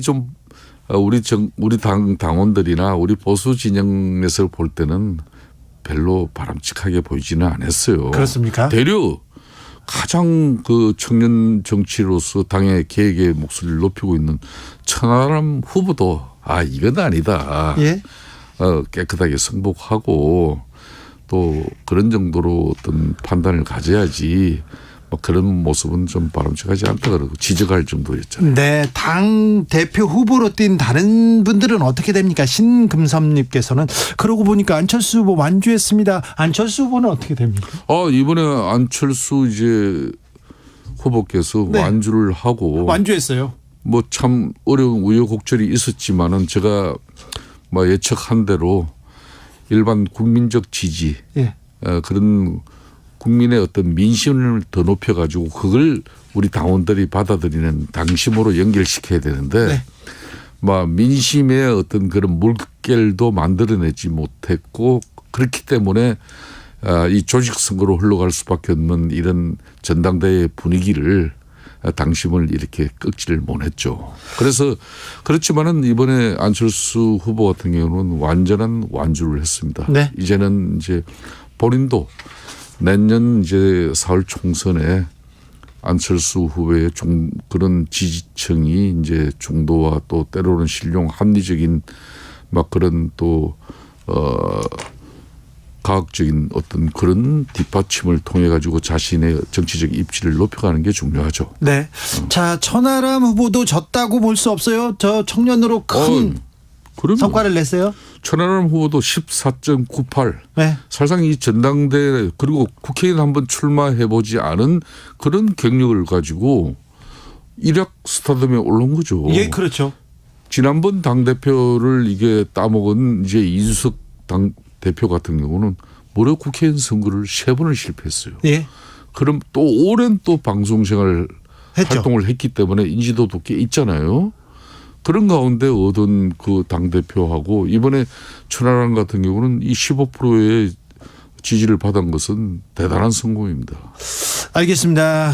황교안 후보도 뭐 아스팔트 우파 태극기 후보다 이렇게 폄훼받았는데 이번에 또 다시 자기의 정치력을 보여줬습니다. 정치력을 보여줬다기보다는 네. 뭐 민주당도 이제 항상 좀 극자, 예. 보수도 극우. 네. 이 극자 극우가 뭐 기존 정당 입장에서는 가장 어려운 상대들이에요. 네네. 그런 측면에서 한교안 후보는 좀 우리 당의 가장 오른쪽에 기반을 둔 그런 분들로부터 이런 안정된 지지를 받았죠. 예. 8%대지만은 네. 그래도 그런 지지가 있다는 걸 분명히 확인시켜줬죠. 그렇죠. 만만치 않은 영향력 이분들을 보여줬습니다. 뭐 태극기 시래기라 그러고 뭐 이렇게 하지만은 하여튼 우리 당의 가장 열성적인 그런 네. 분들이라고 보십니다. 자, 그러면요. 이준석 전 대표는 어떻게 됩니까? 이준석 전 대표의 정치적 입지는 매우 좀 줄어들었다 이렇게 아무래도 뭐 이번에 이준석 전 당대표께서도 이제 천하람 당대표 후보를 적극 지원했고 또 아울러서 네. 이제 뭐 허나 네. 뭐 그리고 김용태 뭐 네. 이런 여러분의 또 최고위원 후보들도 뭐 지지를 하고 청년 후보까지 했지만은 네. 공교롭게도 한 명도 포함시키 지도부에 들어가지를 못했어요. 네. 뭐 이 부분에 대해서는 상당히 또 이준석 전 대표도 이제 또 새로운 패러다임에 우리 당의 이 당원들의 인식과 구조에 대해서 좀 아마 본인이 연구하고 또 여러 가지 또 판단해야 될 부분이 많을 거예요. 당분간 좀 외롭겠네요. 뭐 그렇게 또 외로움을 탈 분은 아니지 않습니까? 아, 그렇죠. 뭔가 또 새로운 목소리를 만들어내고 새로운 트렌드를 또 가질 거예요. 본인. 네. 아무튼 그 김기현 후보 이제는 국민의힘이 국민한테 사랑받는 국민한테 유능함을 보여주는 그런 정당을 만들어야 되는데요. 그렇습니다. 이제 이 보수 정당은 김기현 정당은 더군다나 집권 정당이에요. 예. 집권 여당이기 때문에 집권 여당은 무엇보다도 국민들에게 능력 있는 집권 여당의 모습을 보여야 돼요. 네. 갈팡질팡하고 뭐 혼란스러운 그런 모습은 집권 여당에게 통용이 되질 않죠. 예. 그러니까 상당히 능력 있는 그런 정당으로서의 기치와 가치를 김기현 대표가 실천하고 또 모범을 보여야 됩니다. 그래서 본인도 오늘 아까 마치고 난 뒤에 공동 기자회견을 통해서 앞으로 향후 이제 당직 인선에 있어서도 가장 실력을 중시하는 인사를 하겠다. 네.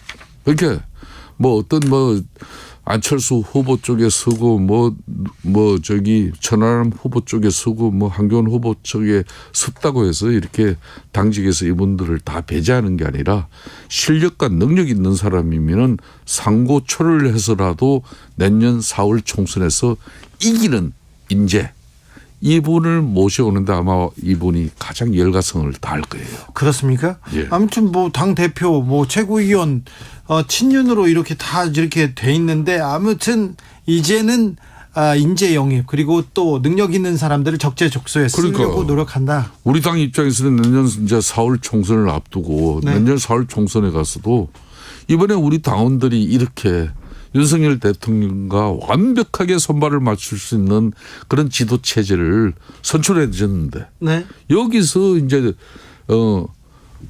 유능하고 능력 있는 그런 집권당과 그리고 정부의 관계를 잘 정립해서 국민들로부터 이 경제 위기도 극복하고 민생을 회복하는 그런 실력 있는 정당으로 비춰지지 못하면 내년 총선 또 폭망하는 거죠. 네. 윤석열 대통령 당선 1년 맞이합니다. 근데 1년은 좀 아쉬웠다, 좀 부족했다 이렇게 평가를 받고 있어요. 그렇습니다.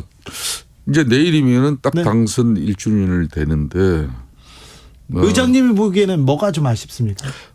우리 당이 좀 불안했어요. 당 불안했고요. 당이 불안했기 때문에 당정 간에 집권당의 면모를 가지고 이렇게 국민을 이해 설득시키고 또 윤석열 대통령이 제대로 된 이런 정권 교체의 의미를 참는 그런 계획적인 조치를 하질 못했어요. 예. 솔직히. 그래서 사실 당내 내분 때문에 네, 그 부분이 저는 아쉬워요. 예. 그러니까 사실상 뭐 거의 뭐 반 이상은 예.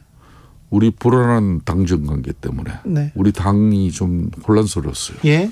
이제 안정 찾은 거예요. 거의. 이제 안정됩니까? 거의 안정 찾은 거죠. 또 다투지 않을까요? 제가 볼 때는 이 체제는 내년 총선까지 큰 불의 파음이나 잡음 없이 비대위 안 갑니까? 저는 비대위 안 갑니다. 이번에는 안 갑니다. 그렇습니다.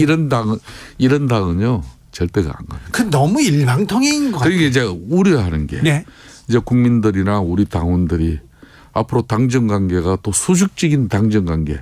그 용산의 입장만 그냥 양손에 다 집어들고 와서 그냥 당의 입장이나 또 우리 당원들 국민들의 목소리는 소홀히 하면서 그냥 용설만 이렇게 받드는 그런 용비어천가만 되새기면은 또 국민들도 싫어하고 우리 당원들도 니네들 뭐 하는 거냐 그렇게 되는 거죠. 근데 의장님 지금까지도 지금 국민의힘에서 너무 용산의 뜻만 떠받들었는데 이제 더 이 친정체제 윤석열 친정체제가 공고히 됐으면 더 떠받드는 거 아닙니까? 공천 때문에 더욱 그렇게 저는 그렇게 돼서는 이거는요. 이제는 김기현당도 사실상 내년 4월 총선에서 실패하면 흔적도 없이 사라져 버립니다. 그렇습니까? 그렇지. 그렇죠.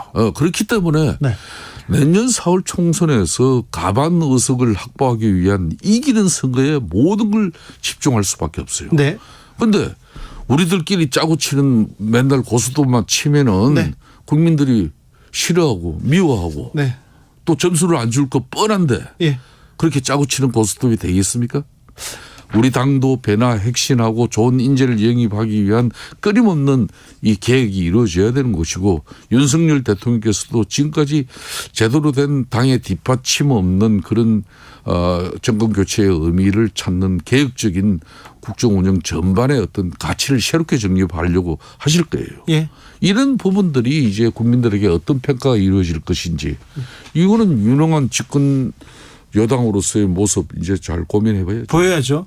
강제동원 배상 문제 이번에 대통령이 해법을 내놨는데요. 이 부분은 국민들한테 점수 따기는 어렵지 않습니까? 국민들이 굴욕적이다 이렇게 얘기하지 않습니까? 말렸어야 되는 거 아닌가요?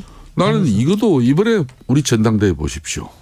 사실상 많은 어떻게 보면은 윤석열 대통령의 이렇게 좀 자문을 해주는 그런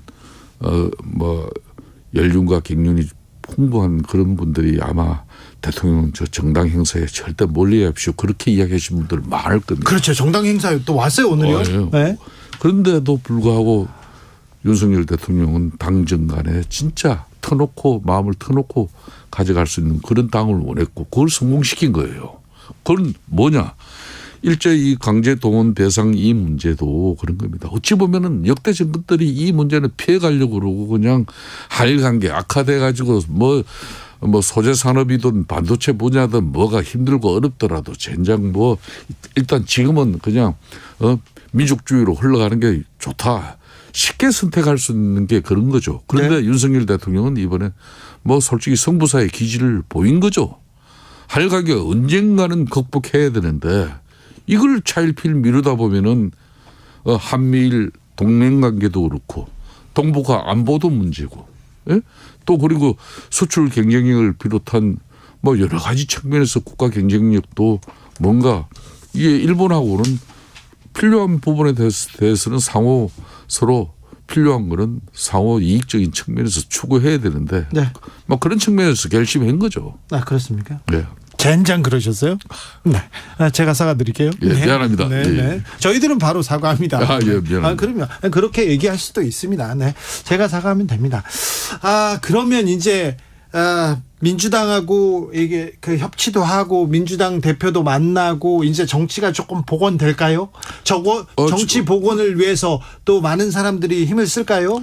저는 김기현 대표가 가장 우선적으로 해야 될 일이 네. 여야 간의 정치 복원입니다. 그래요?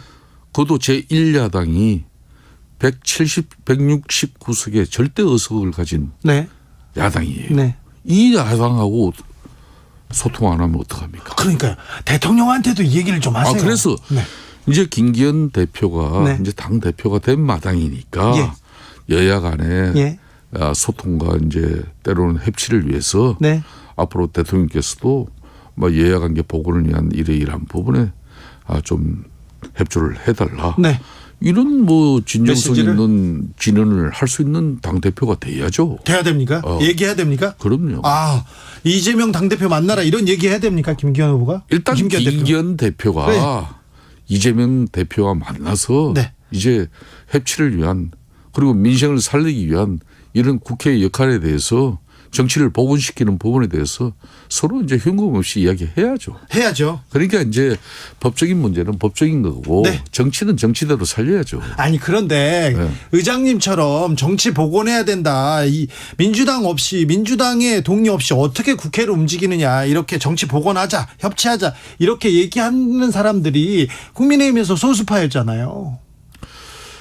아무래도 이제 뭐 집권 초기다 보니까 네. 대통령의 국정 운영을 뒷받침하기 위한 어떤 그런 목소리들이 네. 당내에서 모든 주류를 이루고 있는데 막 그런 측면에서도 이제 이 대통령의 결국은 안정적인 국정 운영과 대통령이 계획적 어떤 그런 조치를 취하기 위해서는 입법 뒷받침을 위해서는 일정 부분 야당의 공감과 동의를 구하면서 네. 또 협치를 통해서 이걸 풀어야 된다는 걸 다 아시죠. 알겠습니다. 다만 이걸 우리 당이 그동안 좀 불안했어요. 예. 그러다 보니까 제대로 된 그런 역할을 당대표가 못했습니다. 네. 이제는 이제. 그렇죠. 정진석 비대위 6개월 동안에 말 그대로 당을 수습하는 비대위 체제인데 여야 관계가 됩니까? 자, 이제 정치가 복원되는지 김성태 의장의 얘기를 좀 들어보겠습니다. 예. 어떻게 그렇게 정확하게 맞추셨을까? 천공 만난 건 아니죠? 저는 뭐 그런 소리는 한 번도 본 적 없습니다. 아무튼 김성태가 예상한 대로 자 김기현 대표가 네, 당 대표가 됐고요. 친윤 후보들이 당 최고위원을 다 당선됐습니다. 그래서 윤석열 친정 체제가 구축됐는데 이제 진짜 정치로 나선다고 하니 한번 지켜보겠습니다. 예. 지금까지 국민의힘 중앙위원회 상임의장 김성태 상임의장과 말씀 나눴습니다. 감사합니다. 예, 감사합니다. 수고하십시오. 정치 피로, 사건 사고로 인한 피로, 고달픈 일상에서 오는 피로. 오늘 시사하셨습니까? 경험해보세요. 들은 날과 안 들은 날의 차이. 여러분의 피로를 날려줄 저녁 한 끼 시사. 추진우 라이브.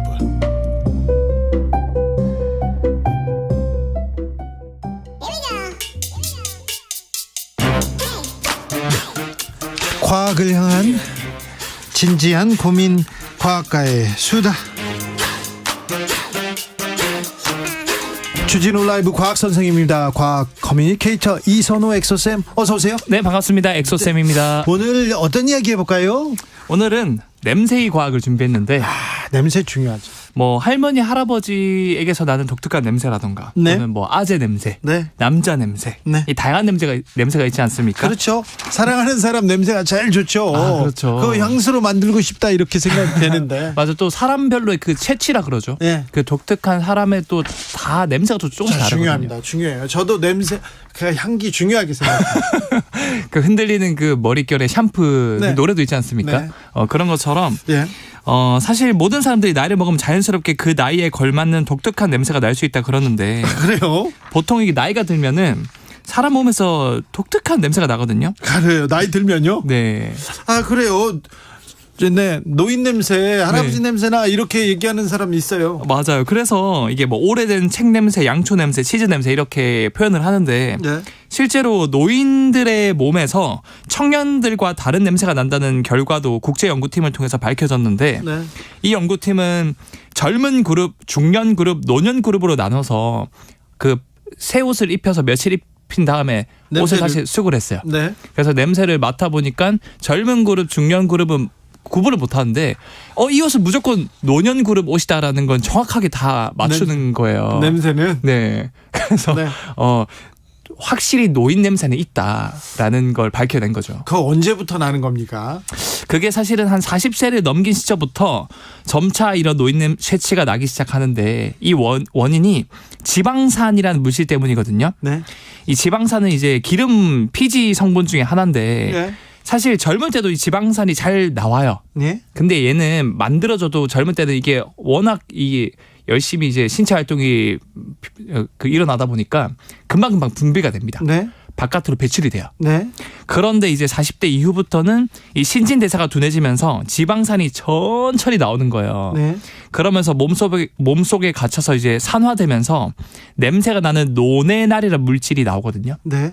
그래서 이 노네날이 결국 피부 모공을 막아서 유해균과 만나서 이제 냄새를 유발을 하는 거죠. 네. 근데 이거는 참 안타깝게도 술과 담배를 즐길 경우 이 노네날 분비량이 증가하고요. 특히 이제 음주 같은 경우는 방금 제가 말씀드린 노네날 생성을 촉진시키고 흡연은 분해를 억제하거든요. 네. 그래서 음주나 흡연을 즐겨 하시는 분들은 이런 냄새가 더 난다. 많이 날 수 있다. 네. 볼 수 있는 거죠. 그래요? 네. 뭐 음식하고는 상관없고요. 음식도 사실 기름진 음식이 제가 아까 지방산이라는 게 결국 기름진 음식에서 나오는 거거든요. 네. 그래서 기름진 음식 많이 드시는 것도 어떻게 보면 좀 노인 냄새를 촉진시킬 수 있지 않을까. 그렇습니까? 이런 주장을 하고 있습니다. 알겠습니다. 네. 그런데요, 고등학교 때였던 네. 것 같아요. 아우, 바깥에 있다 들어가면 냄새가 또 아재 냄새라고 하잖아요. 그 남자 냄새. 남자 냄새 나거든요. 아우, 그거 참. 근데 그건 뭐예요? 그건? 저도 참 어릴 때 궁금했거든요. 삼촌 방에만 가면은 그 독특한 쾌쾌한 냄새. 톡 쏘는 냄새가 나거든요. 네. 이거는 사실 이 노네날 노인 냄새의 원인인 노네날이 발생하지 않는데도 불구하고 이 3, 40대 아저씨한테서 나는 냄새가 있거든요. 20대도 나요. 맞아요. 20대 사춘기 접어들 때도 많이 나고요. 그렇죠. 알고 봤더니 이 원인 성분은 머리나 그 주변에서 발생하는 디아세틸이라는 성분인데 이 디아세틸은 황색의 수용성 액체로서 보통 버터나 커피에서 나는 풍미의 주 성분이거든요. 근데 그 풍미는 아니에요. 지금 아름다운 냄새는 아니에요. 왜냐면 걔가 이제 산화하면서 약간 이제 산패되면서 네. 냄새가 나는 거고 이 디아세틸뿐만 아니라 특히 남자한테 많이 나는 냄새가 결국 남성 호르몬 때문에 그런 거거든요. 네. 남성 호르몬이 막 나오면 이제 피지 분비량이 급격하게 늘어나면서 이 남자 냄새가 많이 난다 그래요. 네.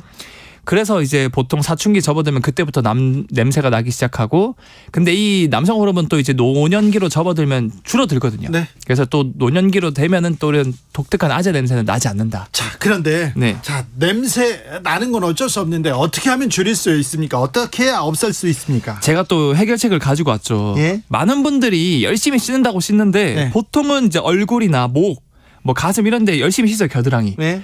그런데 사실 이 피지가 제일 많이 분비되는 부위가 이 귀 뒤쪽 있잖아요. 귀 뒤쪽이요? 네. 여기가 맨들맨들하거든요, 만져보면. 그래. 여기 씻어야 돼요? 여기를 씻어야 돼요. 귀 뒤쪽을 씻어야 된대요.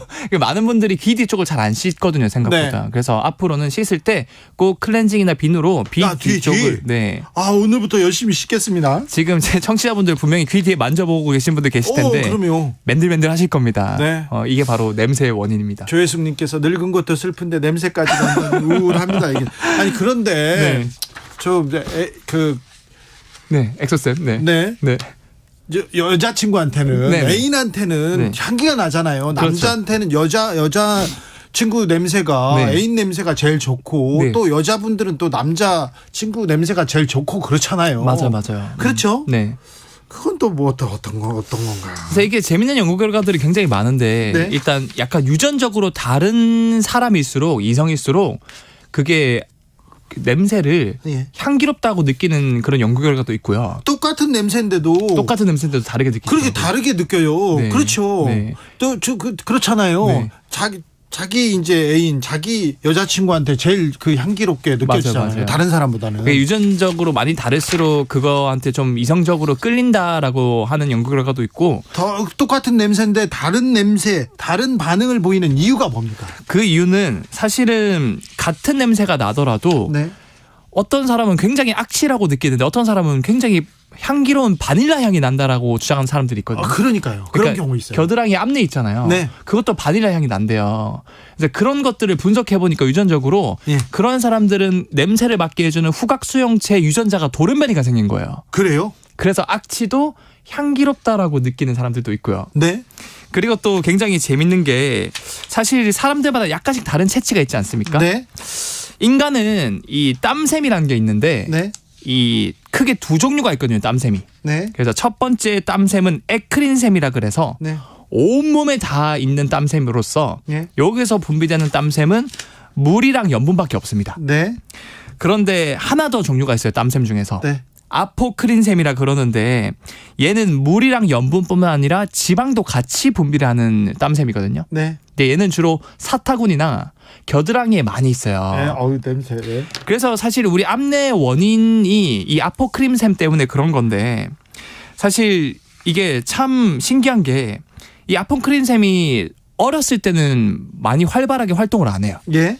근데 2차 성징기가 접어들면서 이 성호르몬이 엄청 나오면서 그때 냄새 많이 나. 그때 이제 아포크린샘이 눈을 떠서 지방 성분이 매우 많은 그런 기름진 땀을 계속 겨드랑이나 사타구니에서 분비를 하는 거죠. 네. 그래서 사실 이거 자체만으로는 악취라고 할 만큼 나쁜 냄새가 나는 게 아닌데 네. 겨드랑이나 사타구니에서 항상 살고 있는 독특한 세균들이 살고 있어요. 네. 이걸 피부 상재균이라 그러는데 네. 이 상재균이 아포크린샘에서 분비한 지방을 먹고 살거든요. 네. 그래서 그걸 먹고 싼 어떻게 보면 똥이라고 볼 수 있죠. 그 대사산물이 악취를 풍긴다 그래요. 아이고, 알겠어요. 그런데 선생님 하나만 물어볼게요. 네네. 제 흑인 친구가 있는데요. 네. 아우, 냄새가 많이 나요. 비 오는 날 이 친구 만나잖아요. 네. 아우, 냄새 나요. 제 백인 친구가 있는데요. 네. 얘도 냄새가 많이 나요. 네네. 한국 사람들은 별로 안 나죠. 이게 정말 재밌는 연구 결과가 있는데 전 세계적으로 이런 악취가 얼만큼 인종별로 나는지 분석했더니 한국이 가장 냄새가 적은 인종으로 밝혀졌어요. 아, 그래요? 네. 과학적으로? 과학적으로. 왜 그러죠? 그게 왜 그러냐 유전적으로 이 아포크린샘에 얼만큼 피지를 많이 분비시켜주는 어떻게 보면 택배기사 역할을 하는 단백질들이 있거든요. 네. 근데 그 단백질이 한국에는 돌연변이가 생겨서 아포크린샘에서 지방이나 이런 그런 그 악취 유발 물질이 분비가 거의 안 된대요. 그래요? 반대로 아프리카계의 출신 미국인은 가장 아포크린샘에서 악취 유발 물질이 많이 나온다 그러고요. 아유, 축복받았네요. 굉장히 축복받은 한국 거죠. 사람들은. 아, 네. 알겠습니다. 여기까지 들을까요? 네. 이선호 엑소쌤이었습니다. 감사합니다. 네, 감사합니다. 교통정보센터 다녀오겠습니다. 정현정 씨. 네, 수요일 퇴근 시간입니다. 도로 위에 정체 구간 길어지고 있는데요. 사고까지 덩달아 나고 있어서 앞차와의 안전거리 유지하면서 조심 운전 필요하겠습니다. 먼저 경부고속도로입니다. 서울 쪽인데요. 남사진위에서 동탄분기점까지는 7km가량 정체고요. 기흥에서 수원까지와 양재 부근에서 한남까지 10km가량씩 각각 막히고 있습니다. 반대 부산 쪽 상황입니다. 한남에서 서초까지 5km 구간 속도 내려가고요. 양재 부근에서는 고장난 차가 서 있습니다. 신갈분기점에서 수원까지 4km가량 정체 늘었습니다. 경인고속도로 상황입니다. 역시 서울로 들어오는 차들 많고요. 서인천에서 부평까지, 더 가서는 부천 부근에서 신월까지 막힙니다. 서해안고속도로 서울 쪽으로는 바람 부근에서 화성휴게소까지는 7km가량 밀리고 있고요. 매송휴게소에서 용담터널까지도 정체 이어집니다. 한편 매송 부근 1차로에서는 승용차끼리 부딪힌 사고가 있었습니다. 이 사고의 영향으로 1차로가 막혀 있고요. 다른 차로로는 통행이 가능하니까 미리 차로 변경 필요하겠습니다. 일직분기점에서 금천까지 4km가량 밀립니다. KBS 교통정보센터에서 정현정입니다.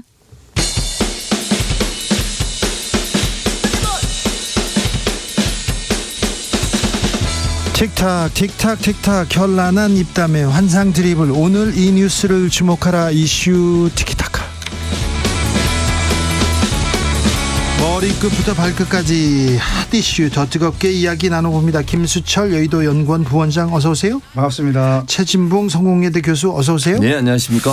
이슈 티키타카의 멤버였습니다. 김병민 당협위원장이 최고위원 당선됐습니다. 네. 김병민 최고위원 전화로 연결해 보겠습니다. 안녕하세요. 네, 안녕하세요. 네, 목소리가 밝아요. 뭐 좋은 일이 있으신 것 같아요. 아이고 반갑고 고맙고 네, 정말 도와주신 많은 분들께 진심으로 감사드립니다. 특별히 최진봉 교수가 그렇죠. 방송에서도 김병민은 돼야 된다고 얘기했습니다. 경고입니다. 퇴장시켜야 되겠습니다. 누구보다 열심히 도와주신 거 잘 알고 있습니다. 자, 오늘 전당대회 분위기 어땠습니까? 이 윤석열 대통령이 거의 뭐 혼자 동무대라 이렇게 얘기하는 사람들도 있더라고요. 오늘이 되게 의미 있는 날이었습니다. 네. 바로 작년 딱 1년 전이 3월 9일 그 대통령 당선이 된 이제 1년째 되는 날이었고 그날 맞춰서 굉장히 많은 사람들이 함께 모여서 축하하는 정말 의미 있는 자리가 아니었나 싶습니다. 그리고 오늘 전당대회가 새로 뽑힌 지도부 모두 당원들이 원하는 마음이 윤석열 정부 성공시키고 또 내년 총선 힘있게 일해봐라 이런 마음들이 모여있었기 때문에 오늘 대통령께서 와주신 그 자리가 더 빛이 났다고 생각합니다. 윤핵관이 이겼다. 윤석열 친정체제 구축했다. 이런 말 나오는데 오늘 결과 어떻게 보십니까?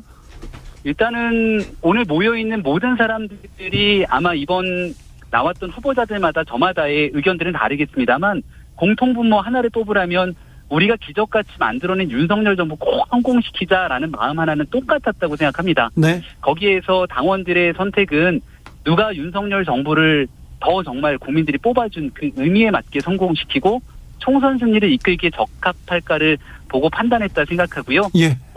진영의 승리라기보다는 윤석열 정부 한번 제대로 일할 수 있도록 우리 많은 당원들께서 힘을 실어준 결과라고 생각합니다. 공주바라기님께서 김병민 목소리 날아간다 얘기합니다. 자, 김병민 비대위원으로도 역할을 했는데요. 최고위원, 국민의힘 최고위원으로서는 앞으로 어떤 역할을 하실 겁니까? 예, 2번의 비상대책위원을 지냈는데 아무래도 비상직이다 보니까 스스로 제 역할과 좀 있지 않았을까 싶습니다. 이번에 많은 당원들께서 저한테 보내준 그 응원의 메시지는 우리 집권당이 된 만큼 정말 일로서 국민들께 평가받을 수 있는 정당이 되는데 깃발을 들고 역할하라는 의미로 알고 있습니다. 제가 해야 되는 몫은 또 40대 젊은 기수로 우리 국민의 눈높이에 맞는 그런 정책도 개발하고 우리 국민의힘이 내년 총선까지 더 많은 국민의 마음을 얻을 수 있는 정당으로 나아갈 수 있도록 그 중간적인 역할하는 게 제 몫이라고 생각하고요. 그중에 제일 중요한 거 하나가 주진우 라이브에 빠지지 않고 나와서 우리 국민의힘의 이야기를 전달했으면 하는 바람을 이 자리를 빌어서 말씀드립니다. 알겠습니다. 김병민 최고위원. 거 아니죠? 네네. 김병민 최고위원은 안 잘라요. 김병민 최고위원은 최고위원 후보자 중에 두 번째로 많은 득표를 했어요. 그래서 아마 나는 당선될 거야. 그리고 윤심을 얻은 사람들이 최고위원 당대표 이렇게 당선될 거야. 이렇게 예상하셨죠. 좀 판세는 언제 조금 좀 확신하셨어요? 전혀 알 수가 없는 게 여론조사에서 썩 좋은 성적표를 받지 못해서 마지막 순간까지 사실 당원분들이 어떤 판단하실지 정말 가늠하기 어려웠습니다. 근데 제가 보건대 그래도 어떤 사람이 최고위원이 됐을 때 우리 국민의힘이 총선 승리에 가장 유리할까를 보고 그 합리적 지성이 모인 선택적 판단을 주신 것 같은데요. 제가 이제 아까 말씀드린 40대 젊은 피기도 하고 또 윤석열 대통령님 대변인했던 가장 이 정부에 대한 그 국정 철학도 잘 알고 있고 또 서울 수도권의 민주당 텃밭에서 당협위원장을 하고 있는 만큼 이런 사람 한번 밀어줬을 때 국민의힘 잘 될 수 있을 거야라고 생각했던 그 당원들의 마음이 모였던 결과라고 생각합니다. 최진봉 교수도 질문이 있답니다. 예, 우리 김병민 의원 축하드리고 제가 늘 밀었는데 이렇게 또 당선되게 돼서 축하의 말씀드리고 교수님이 밀어서 사실 걱정했어요. 네, 이렇게도 안 찍으면 어떡하나. 네, 무슨 말씀이세요? 선거에 신고하려고 했어요. 그러니까. 근데 이제 저는 조금 우려되는 부분은, 그러니까 축하는 일단 드리고, 그러나 너무 이제 친윤계 일색으로 되다 보니까 그렇죠. 이게 국민들이 볼 때는 너무 친윤 일색으로 가다 보면 당이 건전한 뭐 예를 들면 윤석열 정부에 대한 비판이라든지 견제나 이런 역할 못하는 부분이 없지 않을까 하는 우려도 있는 것 같고, 또 하나는 하나는 이제 선거 과정에서 여러 가지 진흙탕 싸움이라고 느낄 만큼 갈등이 좀 고조된 부분이 있지 않았습니까? 이런 예. 부분들에 대한 국민적 우려를 잘 넘어설 수 있을지 의문인데 우리 최고위원으로 대신 김병민 의원은 어떤 보관이 있으신지 의견을 좀 부탁드리겠습니다. 네, 굉장히 중요한 지적이시고요. 그렇게 중요한 지적은 아닌 것 같아요. 날카로운 질문 아니었습니다, 교수님. 아주 훌륭하고 중요한 지적을 해주셨는데, 일단은 제가 선거에 나서면서 공약했던 게 신뢰를 바탕으로 하는 당정 소통의 한 라인이 되겠다고 얘기를 한 바 있습니다. 우리가 저랑 주진우 우리 앵커님이나 최진봉 교수님이나 한 오랜 기간 동안 서로 보고 알고 지내니까 연결이. 네, 소리 들리시나요? 네, 알고 지냈는데 별로 사이가 안 좋았다는 게 지금 연결이 안 돼가지고 드러났어요. 농담을 하더라도 웃으면서 저 사람이 진심을 다 잘 알고 있을 거라 생각합니다. 그래서 제가 윤석열 대통령님과 또 오랜 인연을 갖고 있는 상태 속에서 중간에 우리 국민들이 갖고 계신 민심도 가감없이 전달하는 소통의 한 라인이 되겠다, 이런 말씀을 드린 바 있고요.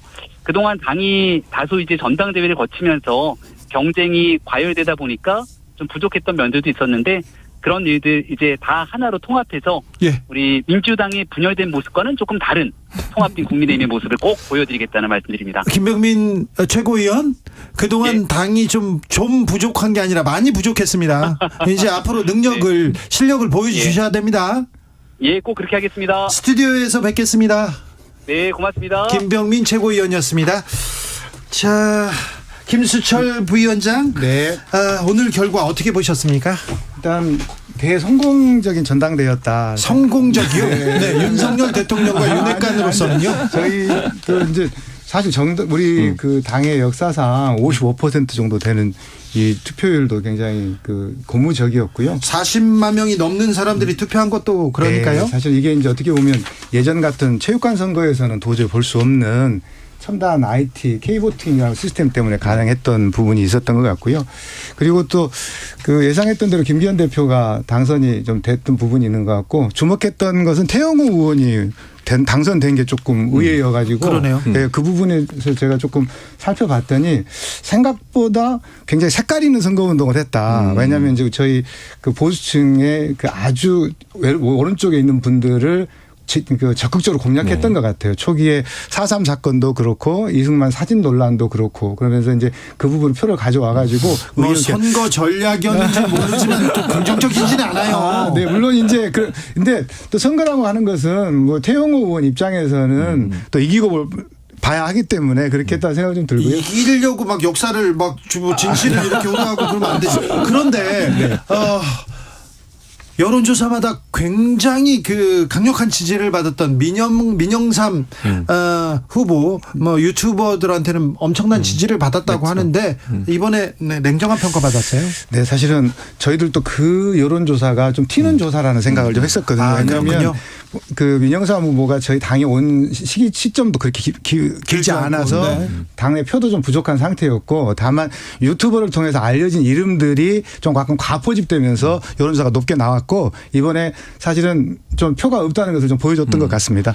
최진봉 교수님은 어떻게 보셨어요? 그러니까 저도 사실은 민영삼 후보가 당선되면 좀 걱정스럽다라는 생각은 개인적으로 했었어요. 근데 그 부분이 사실 이제 유튜브에서 인지도가 있는 거잖아요, 결국은. 그것도 조금 더 강한 소위 이제 강성 극우 세력이라고 저는 보여지는데, 그분들의 지지를 받아가지고는 안 된다는 걸 명확하게 보여준 것 같아요. 그리고 사실은 이제 여론조사 과정에서는 당원이 아닌 분들도 국민의힘 지지층이라고 하면 여론조사에 포함될 수 있잖아요. 그게 자체가 너무 여론조사만 의지하는 것은 사실 별 의미가 없었다고 보여집니다. 그래서 저는 민영삼 후보가 그렇게 된 것은 당내 기반이나 또 당에서 그래도 이런 분들이 최고위원이 됐을 때 올 수 있는 여러 가지 우려들, 이런 부분들이 반영됐다고 생각하기 때문에 저는 그건 지극히 당연한 결과라고 봅니다. 실제로는 이제 조직표가 또 많은 영향을 미쳤기 때문에 조직 자체가 별로 없는 민영삼 후보 입장에서는 대중적 지지도가 높다 하더라도 그것을 표로 연결시키는 데는 한계가 있었다, 이렇게 보여집니다. 조직의 선거, 조직이 이겼다, 이렇게 볼 수도 있어요. 물론입니다. 이번 선거는 조직 선거였고요. 조직이 끌어가는 선거였던 것 같습니다. 네.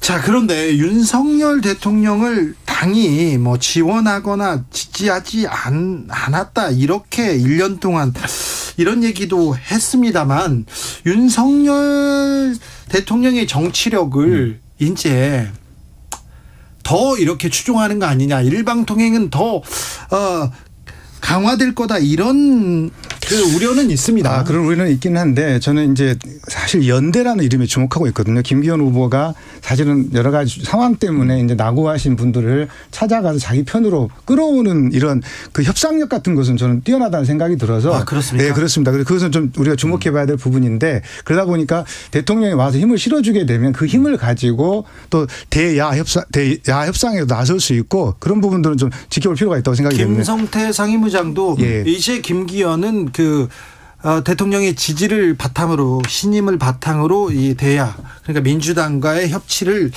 복원할 것이다. 그 얘기를 먼저 하시더라고요. 근데 저는 그거는 좀 우려가 돼요. 제가 이 얘기를 하는 이유는 무슨 말이냐면 리더십이나 그러니까 리더로서의 어떤 지지율이 완벽하게 본인의 힘으로 이루어진 게 아니라는데 저는 약간의 문제가 있다고 봐요. 그게 무슨 말이냐면 대통령의 지지를 등에 업고 그것도 이렇게까지 대통령이 지지를 해줘서 된 거잖아요. 열성적인 지지였죠. 근데 이게 본인한테는 리스크라니까요. 왜 그러냐면 본인이 정말 본인의 능력으로 했다고 하면 본인이 어떤 리더십 을 발휘해서 당을 이끌어가는데 본인의 자발적인 능력들이나 아니면 어떤 비전 이런 부분이 적용될 가능성이 있지만 이렇게 대통령실이나 아니면 윤핵관들이 지지를 받아서 하게 되면 누군가의 도움을 받게 되면 그 사람들의 말에 경청을 해야 되는 거잖아요. 좋게 제가 경청이라고 표현한 거예요. 영향력을 완전히 벗어날 수가 없어요. 혼자 힘으로 만약 거기까지 갔다고 하면 본인의 능력이나 리더십이 적극적으로 발휘될 수 있지만 지금처럼 이렇게 누군가의 도움을 받아가지고 대표가 된 이상 신세를 진 사람들로부터 자유로울 수 없다. 그 점이 저는 가장 오히려 약한 부분이라는 생각이 들어요. 말씀하신 것처럼 그 불안전성이 오히려 타협을 가능할 거라고 생각을 하거든요. 왜냐하면 본인이 부족하기 때문에 채워가려고 할 것이고 또 선거 과정에서 당내 계파들의 문제들이 드러났기 때문에 그런 문제들을 해결하기 위해서 협상력을 발휘할 것이고 그것은 당 내뿐만 아니라 대야 협상에서도 드러날 것이다 이렇게 생각을 합니다. 근데 그게 저는 비윤계도 어느 정도 세력이 있다는 게 확인된 거잖아요 이번에. 그렇다고 하면 그 사람들과의 협상에서 그럼 과연 자주권을 갖고 할 수 있을 거냐 아니면 대통령이나 윤핵관이 압력을 가했을 때 거기로부터 자유로울 수 있을 거냐 하는 부분에 의문이 있다는 거예요. 사선 의원이시고 원내대표까지 했고 이 과정에서 우리는 충분히 협상력을 봤기 때문에 저는 가능하다고 보여집니다. 네.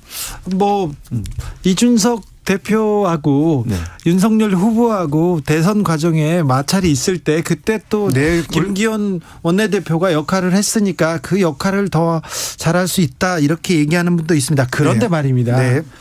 이준석 전 대표는 어떻게 됩니까? 이준석 대표는 굉장히 상처가 크다라는 생각이 좀 듭니다. 왜냐하면 본인이 이제 방송에 나와서도 천하람 후보가 2차에 간다고 말씀하셨고 또 최고위원 2명이 다 당선된다고 이야기를 했지 않습니까? 그런데 실제로 그 선거 전략에 저는 문제가 좀 있었다고 보여집니다. 뭐냐면 집권 초기에 정부 대통령에 대한 공세를 강화하는 것 자체가 득표에 어떤 그 마이너스적인 효과가 있었다. 정권 말기라고 하면 좀 달랐을 것 같고요. 또 최고위원 후보를 2명이 아니라 1명을 냈더라면 어떨까 하는 생각이 좀 들거든요. 왜냐하면 집중을 했어야 되는데 생각보다 2명을 내가지고 2명 다 당선시키려고 했다. 이게 이제 표의 제도 2표 제도 때문에 그런 거 1인 2표 때문에 해냈는데 그런 부분이 좀 미스가 있다 이렇게 보여지고요. 실은 당내 기반을 이번에 확인했다 이런 생각이 좀 듭니다. 당내 기반 약한 거를 확인했으니까 그럼 다시 또 쫓아내고 막 그런 거 아니에요? 아니 그렇지 않습니다. 저는 공천 안 주고 그럴 것 같은데. 그렇지 않습니다. 저는 지금 이준석 대표가 왜냐하면 강조하고 계신 게 있잖아요. 지난번에 2012년 후에 연패를 하다가 2020년 1년 재보궐선거 그다음에 지방선거 대통령 선거 이겼잖아요. 그래서 본인이 갖고 있는 수도권에서 영향력이 있기 때문에 저희 당에는 소중한 자산이고요. 이번에 만약에 전당대회에 천하람 후보가 없었다고 생각하면 전당대회가 얼마나 무미건조하고 국민을 보시기 그랬겠습니까? 그래서 그런 개혁 세력 젊은 사람들의 의견들을 당이 잘 받아들이는 구조로 가야 될 것이고요. 그것은 윤석열 정부의 성공과 김기현 대표가 안착할 수 있는 중요한 길이라고 생각을 합니다. 아니 그동안 그렇게 찍어내기 하더니 갑자기 이제 선거 끝났으니까 받아들인다고 이렇게. 아니 그러니까 그건 김수철 부원장의 개인적인 의사라고 저는 생각해요. 그렇게 해야 된다고? 그렇죠. 그렇게 해야 된다고 당일을 얘기한 거고 저는 현실에서는 그렇게 안 될 거라고 봐요. 이준석 대표 상당히 큰 상처를 입었어요. 왜냐하면 그렇죠. 이번 선거에서 본인의 어떤 영향력을 확인하고 싶었는데 거의 제가 이런 표현을 쓰면 참패를 당한 거잖아요. 결국은 그러니까 영향력이 없다는 게 증명이 돼버렸기 때문에 그렇지 않아도 이준석 대표에서 미운털이 박혀 있는 거잖아요. 근데 더 강하게 압박할 수 있는 수단이 돼버린 거예요. 이제는. 그러니까 이준석 대표가 전 대표가 어떤 얘기를 하든 이제는 말이 안 먹히는 상황이 됐고 제가 볼 때 윤석열 대통령실이나 아니면 윤핵관 입장에서는 더 강하게 이준석 전 대표에 대한 영향력을 약화시키려는 시도 시도를 할 거다. 저는 그렇게 봐서 공천도 그렇게 저는 녹록하지 않다. 뭐 물론 본인이 신청을 할 수 있지만 과연 될까 하는 부분에서 의문이 있다고 저는 봅니다. 네. 그리고 저희가 총선에서 이겨야만 윤석열 정부 안정적 집권 기반을 가져가기 때문에 저는 그렇게까지는 하지 않을 거다. 이게 봉합을 하든 껴안든 해서 갈 수밖에 없는 구조가 사실은 이 친소의 문제가 아니고 상황 논리상 총선 승리라고 하는 상황 논리상 불가피할 것이다. 이렇게 이야기합니다. 그러니까 그 말씀이 당이론적은 맞다니까요. 그건 지금 김 부원장 말씀이 그렇게 가야 되는 건데 지금까지 윤석열 정부나 윤핵관들의 행동을 보면 그렇게 안 할 거라는 거죠. 그러니까 친소 관계가 너무너무 중요하게 됐고요. 뭐 거의 모든 자리라고 제가 표현하면 좀 과장될 수 있겠지만 중요한 자리마다 실질적으로 관계도 없는 또는 뭐 경험이 필요하지 않는 검사 출신들이 다 가잖아요. 이런 것들을 국민이 봤을 때 과연 이렇게 합리적인 선택인 거냐 이게 친소 관계나 아니면 본인이 신뢰하는 어떤 그룹, 그 그룹에 대한 어떤 믿음이나 신뢰가 너무 크다 보니까 국민들이 납득할 수 있는 상식의 선에서의 어떤 인사가 이루어지지 않는 부분도 결국은 이런 우려를 낳게 하는 요인으로 작용했다고 보는 거죠. 저는 선거라고 하는 상황에서는 천하람도 껴안아야 될 것이고요. 이준석도 껴안아야 될 것이니까 이건 좀 지켜볼 필요가 있는 것 같아요. 지금 상황에서 이야기하는 것은 조금 그런 것 같고요. 네. 검사 말씀하셨는데 저는 검사는 법 기술자라고 생각을 해요. 네. 정치하고는 다른 영역에 있는 사람들이기 때문에 저는 지금 그 검사들이 곳곳에 가는 거에 대해서 개인적으로 반대하는 사람이거든요. 왜냐하면 법을 다루는 사람과 정치를 하는 사람은 다르기 때문에 그 부분은 반대를 하고 있고요. 그다음에 문제가 뭐냐면 뭔가 대통령의 부담을 덜 주려고 하면 저는 지금쯤 지역을 선정해서 내려가라 이렇게 말하고 싶어요. 지금 내려가서 당원들의 심판을 받고 경선에서 이길 생각을 해야 되지 그때 가서 될 만한 자리 찾아가서 그것을 달라고 하는 것은 대통령에게 부담이고 본인도 만약에 의도했던 자리가 안 되면 딴 자리로 가게 될 때 오는 이렇게 상황 변화에 검사들이 적응하기 쉽지 않거든요. 그래서 저는 그 부분에 있어서는 아마 고려가 되지 않을까 생각을 합니다.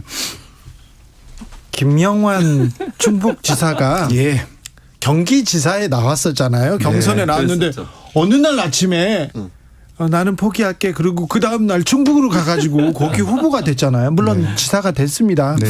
그런 일들이 계속 되는 건 아니죠. 일단은 뭐 그건 이제 저희가 정당이 자율성과 민주성을 확보하려면 저 같은 사람들이 목소리를 내고 언론에서도 도와주셔야죠, 사실은. 네. 언론에서 얘기하는데 안 듣는다니까요. 그러니까 지금 김 부원장 말이 당이론적은 맞아요. 저는 거기에 전적으로 동의를 해요. 근데 이제 문제는 뭐냐면 지금까지 윤석열 대통령의 인사 스타일이나 아니면 윤핵관들의 행동을 봤을 때 그럴 가능성이 없다는 게 너무 안타까운 사실이에요. 그런데 지금까지 뭐 1년 집권 1년이라고 보고 1년 동안 당이 사실은 용산 눈치 정말 많이 봤잖아요. 뜻을 받들고 이렇게 선거를 치르겠다 받들고 나왔다 이렇게 얘기했는데 이제 확실하게 윤석열 당 친정체제 구축됐는데 더 용산한테 대통령한테 이거 아니다 노라고 말하기 어려워지는 거 아닙니까? 이제 저는 정진석 비대위원장이 역할이 좀 중요했다고 생각을 하거든요. 비록 비대위원장이긴 했지만 당과 용산과의 관계를 사실은 너무 깐부화됐다는 생각이 좀 들거든요. 왜냐하면 실은 당의 자율성의 측면들이 있어야 되는데 그 부분을 지켜내지 못한 부분에서는 아쉽게 생각을 하고요. 그런 지적 있네요. 당에서도 당연히 일부지. 이제 제 개인 의견인데요. 일단 그 부분이 좀 많이 아쉬워요, 사실은. 그렇죠. 아쉽습니다. 근데 하여간 이런 부분들을 이제 저희 국민의힘의 숙제라고 생각이 들고요. 저는 집권 여당이 정부와의 대통령실과의 관계를 어떻게 유지하느냐에 따라서 엄청난 차이가 온다는 걸 알고 있거든요. 왜냐하면 당정 관계는 긴밀하고 지속적인 원활해야 하긴 하지만 국민들 여론을 전달하지 않은 집권 여당은 사실은 큰 의미가 없는 거예요. 존재 의미로서. 왜냐하면 이제 지금 여러 가지 징용 문제가 터졌을 때도 한 목소리만 낼 게 아니라 반대하는 목소리도 잘 용산에 전달을 하는 집권 여당의 기능을 수행할 필요가 있다. 그렇게 하기 위해서는 아까 그런 부분이 좀 아쉽다 이런 말씀. 그래요. 친일파가 되겠다 이런 얘기까지 하시니까 충북지사님 참. 충북지사분 그러신 게 아니고 석동현 윤석열 대통령하고 친구신 그분도 있죠. 그분도 그런 얘기하고 배상하라고 악쓰는 나라가 어디 있냐. 이거는 있어요. 중국도 그러고 중국은 배상까지 했어요. 일본에서 미쯔비시에서. 저는 그건 대통령에게 도움이 안 되는 말이라고 생각을 하거든요. 대통령은 아주 어떻게 보면 국가 이익이나 국가 전략, 국가 미래를 위한 현실적으로 고뇌가 있는 선택이라고 생각을 하거든요. 비판이 있긴 하지만 그런 선택들은 어떻게 보면 국민들에게는 찬반 양론이 있을 수밖에 없잖아요. 그걸 보듬어야 되는 되는 어떤 집권 여당 입장이라고 하면 그런 목소리를 경청하는 게 맞지 거기에 대해서 평가를 해가지고 갈라치기 할 필요는 없다 이런 생각이 좀 듭니다. 알겠습니다. 오늘 말씀 잘 들었습니다. 최진문 교수님, 김수철 부원장님 감사합니다. 감사합니다. 합천 산불이 확산되고 있습니다. 지금 대응 3단계인데요. 6개 마을에서 214명이 대피 중이라고 합니다. 봄철 산불 조심해야 됩니다. 산불이 일어났다 하면 KBS에 이렇게 귀를 쫑긋 세우시고요. 각별히 유념하셔야 됩니다. 그리고 그 주변에 가시면 안 됩니다. 불구경 가시면 안 됩니다. 주진우 라이브는 여기서 인사드립니다. 저는 내일 오후 5시 5분에 돌아오겠습니다. 지금까지 주진우였습니다.